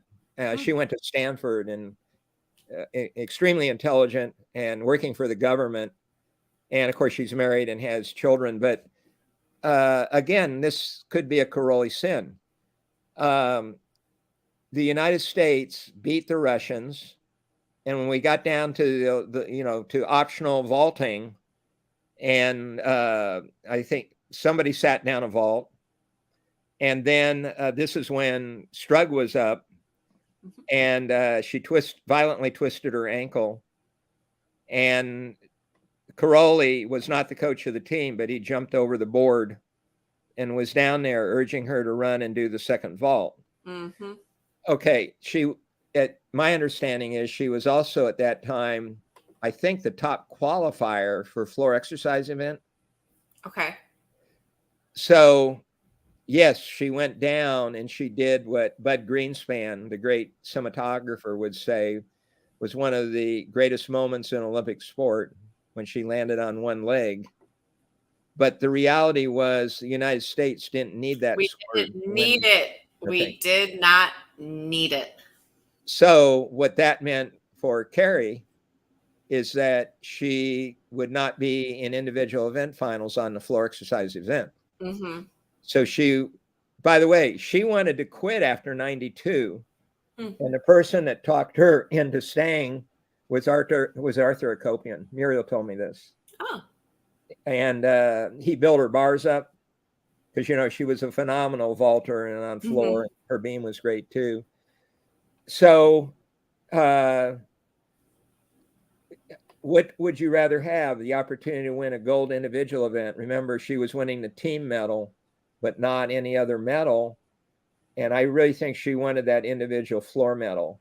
Absolutely. And, Karolyi violated coaching rules by going down there. And then, of course, he got a lot of press because everybody carrying it off and it looked like it. Yeah. So, but anyway, I have the highest regard for Carrie. Absolutely. Here's a weird thing. Paul Ziert ran a tour, and he had Nadia and Bart in it. He had the 1992 Olympic all-around champion Vitaly Sherbo, mm-hmm. and some other great athletes. Oh, Boganskaya. And we went to the Miami Arena to watch their show. And a lot of great gymnasts there. But they turned the lights down and during the whole show, and all you could hear throughout the whole show in the background were hundreds of kids going, Carrie. It was just an ungodly feeling. Mm-hmm. And we were leaving, and all the way around the arena, there was a line of people, and they were all waiting to get up to Carrie Strug and have her sign an autograph. Wow. But Vitaly Sherbo's right there. God, he won every one of the events except high bar, team medal, and all around in the 92 games, and they didn't care what he did. Nope. Of course, Martin and Nadia were there. They're pretty important. And then there's Boganskaya, who had been so good in the 88 games and is just a great personality. And I'm sure there were some others, but all those kids wanted to hear about was Carrie Strug. That's all they wanted. Absolutely. So who did I forget? Amy Chow. Amy Chow. She's a doctor. Wow. Married to a doctor in the San Francisco area. I think she's a child's doctor, pediatrician, I guess you would call her. Mm-hmm. Again, fabulously intelligent and beautiful and great gymnastics. So did we hit everybody, or are we missing? Oh, we have Amanda Borden. Amanda Borden. And Amanda runs a gym school in Arizona successfully. And then we have JC Phelps. And JC Phelps running the school in Indiana. And again, we're very proud of her because she is a member of the Indiana Gymnastics Hall of Fame, Inghoff, which I'm very proud of. We have 45 inductees in there. And as I said, Muriel's one of them. Sandra Reddick, who I talked about earlier, is one of them. And a whole peck of NCAA guys like Seal and Dave Seal, Ed Slezak, Kevin Murphy, Paul Blasco, and I'm probably forgetting a couple names, so don't hang me if I didn't mention your name, guys. They're going to come for you. Oh, man. So 96 Atlanta, and then we go to, I believe your sister's last Olympics that she was involved in was 2000 in Sydney, correct? That's right. Yeah, she was a judge. She was a judge, correct? She was a judge, yeah, judging. So she did the complete trifecta of athlete, coach, and judge at the Olympics. Yes, and that's important. And that was a good team again. And of course, they did get their justice when they did get their third medal. Mm-hmm. And that's a long way to go. Halfway around the earth, so to speak. Taking a long time to get there and doing all the things that Sydney did. So it takes a lot quicker though to get there than when your sister went to Melbourne that first time. Because now you could just fly straight from LA to Sydney and get there. Yes. I was just checking. Double check your notes to make sure we got all the highlights of her absolutely legendary, phenomenal career as an athlete, as a coach, as a judge. And sounds like she was a pretty awesome sister as well. Well, as I said, she always gave me some good advice. I couldn't help but notice it. Do you ever watch Turner Classic Movies? I do not. See, you're not an old person like me. No, not yet. But they had some movies the other day that were all about cars, and Corvettes and everything. So there was one movie with Brian Keith, and I couldn't help but notice at the end of the movie he was delivering these volatile chemicals over the mountains in California with these other guys. And at the end, when they survived, because they had a number of things happen to them, he got into a 1957 Ford Sunliner convertible. A Sunliner convertible was called a hardtop convertible. The top was hard, and the trunk lid would go up, and this top would go down into that. So when Muriel got her contract with RKO, she bought a 1957 blue and white Sunlighter convertible. And it was right before she took off for California. And I went to Cathedral High School in downtown Indianapolis, and she'd be taking me to school, and she'd have the top down, and it's winter. We'd have the top down. And along the way, a lot of the guys I went to school with, they'd be hitchhiking. So by the time we get to Cathedral High School, we'd have the car loaded up with 5 guys and Muriel driving her new Skyliner convertible that she was so proud of off at Cathedral High School. Oh, fantastic. So Bruce, we've hit the 3-hour mark, which is I know, which is phenomenal. You know, I did what we did lose your sister last year. Last year was it last January? Was our The 17th of January last year. Mhm. Yeah. It was and so I'm very sad that I never got to meet her, talk to her, but I am so glad that you came and reached out and said you have a phenomenal athlete to speak of. That just kind of shows how much love and admiration that you have for your sister and for women's sports in general. You're definitely a champion for us. Well, it's important. I might say that when Muriel did not make the 59 team, that was for the Pan Am Games, she had left Hollywood. RKO went belly up. I don't know if you ever knew about that. Howard Hughes had owned RKO. He'd bought it in 1948, and he was a very extravagant man. I don't know if you ever read anything about him. Yeah, he flew. He had aircraft, and he did the movie called The Outlaw with Jane Russell, and Okay. he developed a lot of sexy women stars, whether they liked it or not. Mm-hmm. And so Howard Hughes, he took them into bankruptcy. So Muriel, and I don't really know exactly how long she was paid, because she was in the television division with Ken Murray, and she lived with Ken Murray when she went to Hollywood. He had several children and his wife. He was a good man, and she went to Hollywood Professional High School her senior year. Her first 3 years, she went to St. Mary's Academy in downtown Indianapolis, and my mother really loved that because she thought my Muriel, her daughter, was a wonderful Catholic girl. But Muriel liked St. Mary's because when school got out at 2:30 in the afternoon, she would go see her favorite nun, Sister Cecilia, who taught her drawing. And Sister Cecilia had a little locker, and she'd open up and she had her booze bottle in there. Nice. And she loved Muriel as a student. Muriel, as I say in one article, she could do everything but sing. She actually could draw. And this is a weird thing, but I'm going to hold this up. Oh, wow, that's nice. It's El Coyote. Yeah, I was to say, it's from that photo from earlier. Huh. Muriel drew this. Fantastic. I love it. But anyway, Muriel would get out of, after Sister Cecilia would release her, she would walk 1 block to the Anthony M. Turner's where she could work out and do gymnastics. And all along, my mother's illusion was she was a great Catholic girl and she'd pick St. Mary's. But, she got out to, she didn't have to study. She was a straight A student, basically, because she read all the time.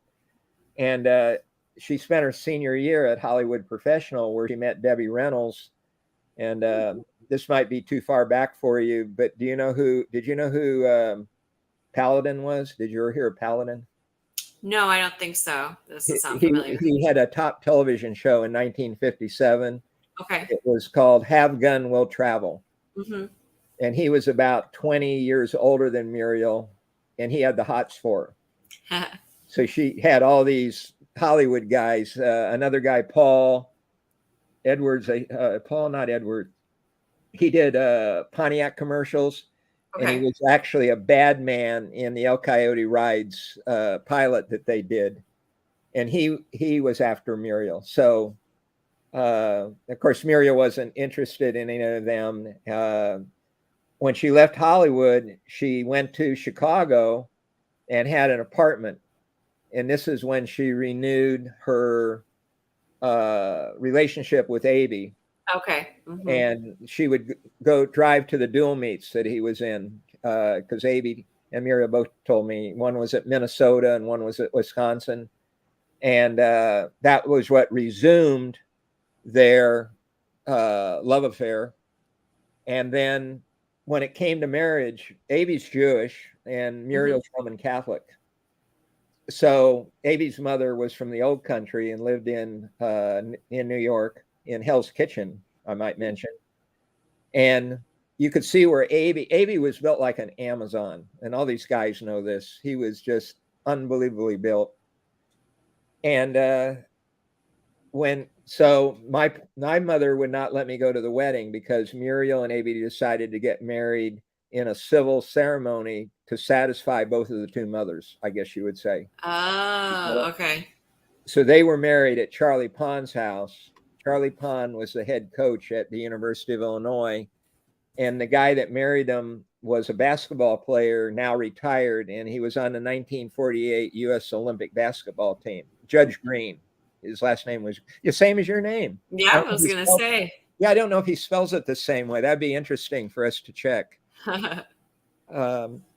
One other name that I'm thinking about it, when I was talking about the 67 Pan American Games, I wanted to mention Carolyn Hacker, Cone.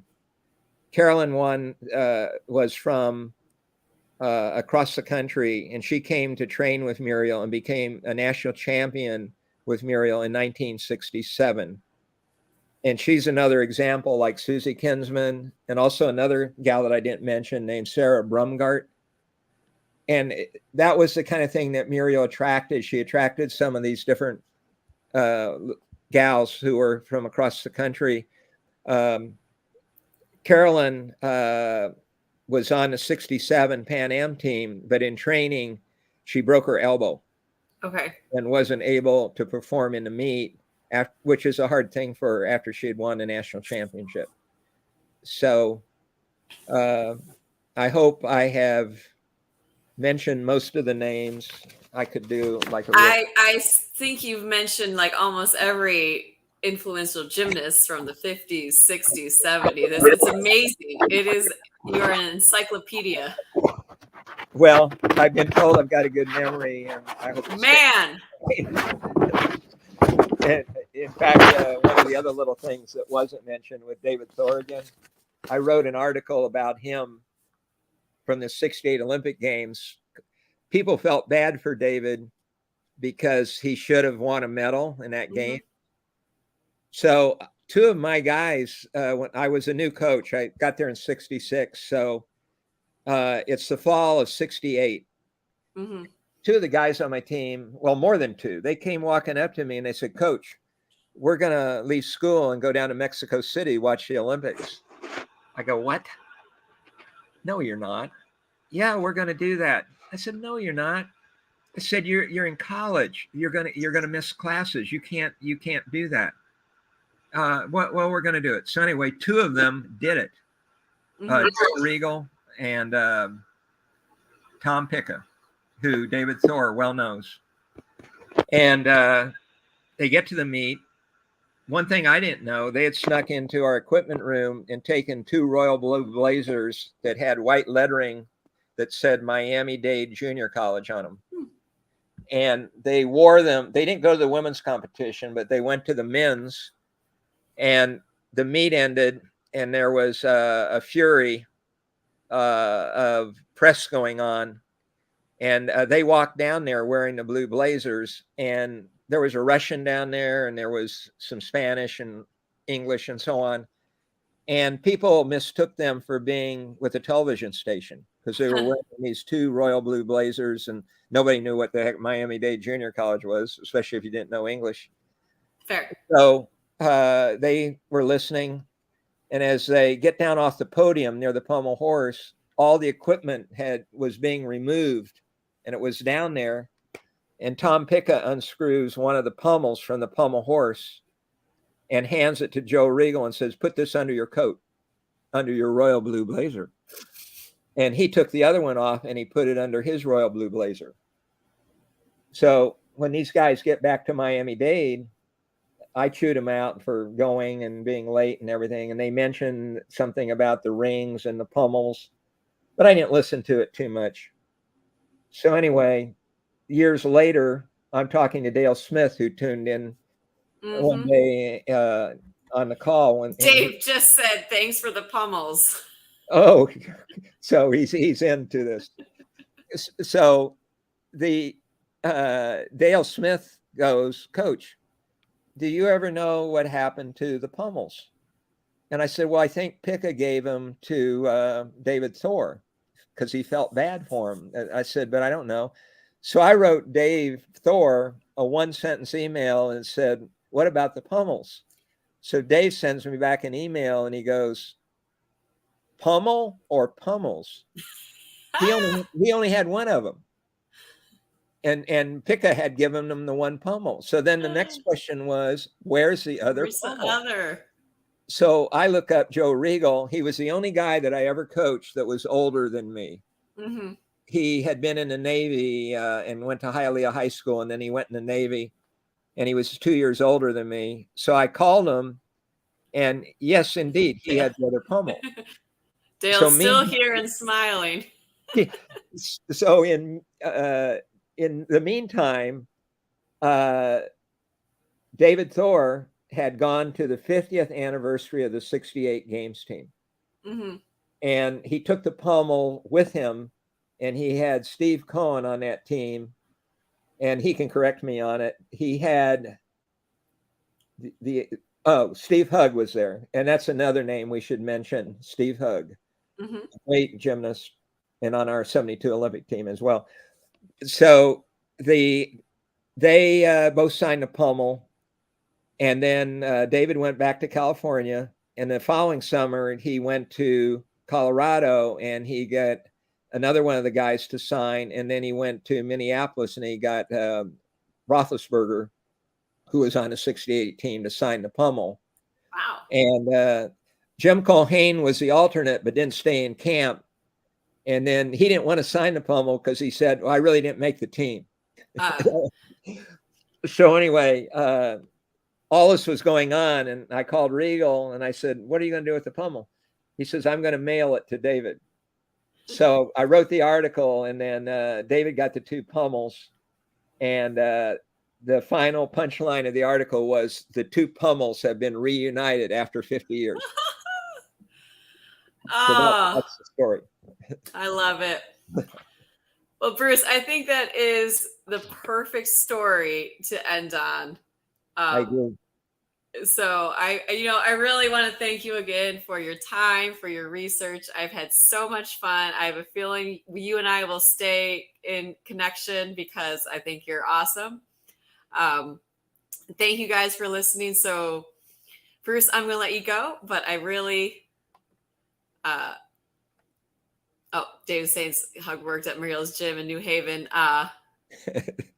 You're probably going to get info for the next 2 weeks. I know, right? I was saying, keep these corrections and extra info coming. I feel like I was there. But Bruce, thank you so much for your knowledge, for your wisdom, for your humor. I greatly appreciate you. Thank you so much, Sherry. You're a wonderful host, and thank you. I hope the clubhouse continues to be a success and that you get more followers.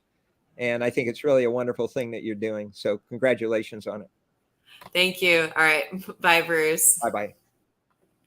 Oh, man. What a conversation. Like I said, I first talked with Bruce, I want to say in December.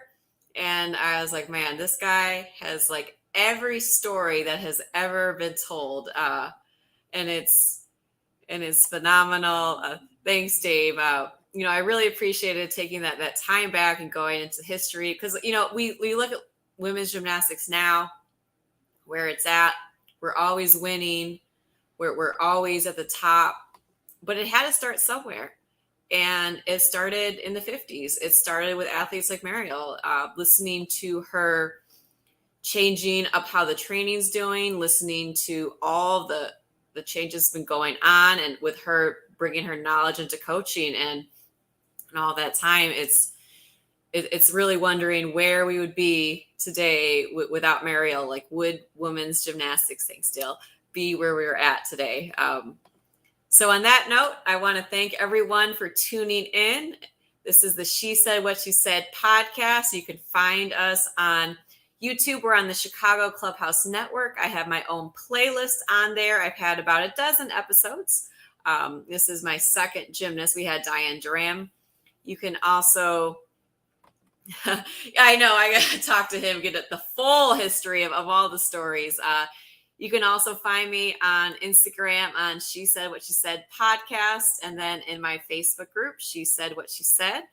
For February, I am publishing every day a influential woman for Black History Month. Today, obviously, it was Diane Dram, but we're going through the whole gauntlet of athletes you might have never known, ones that might spark your memory. So it has been a wonderful, wonderful journey this week. And on that note, thank you very much for tuning in and have a great night.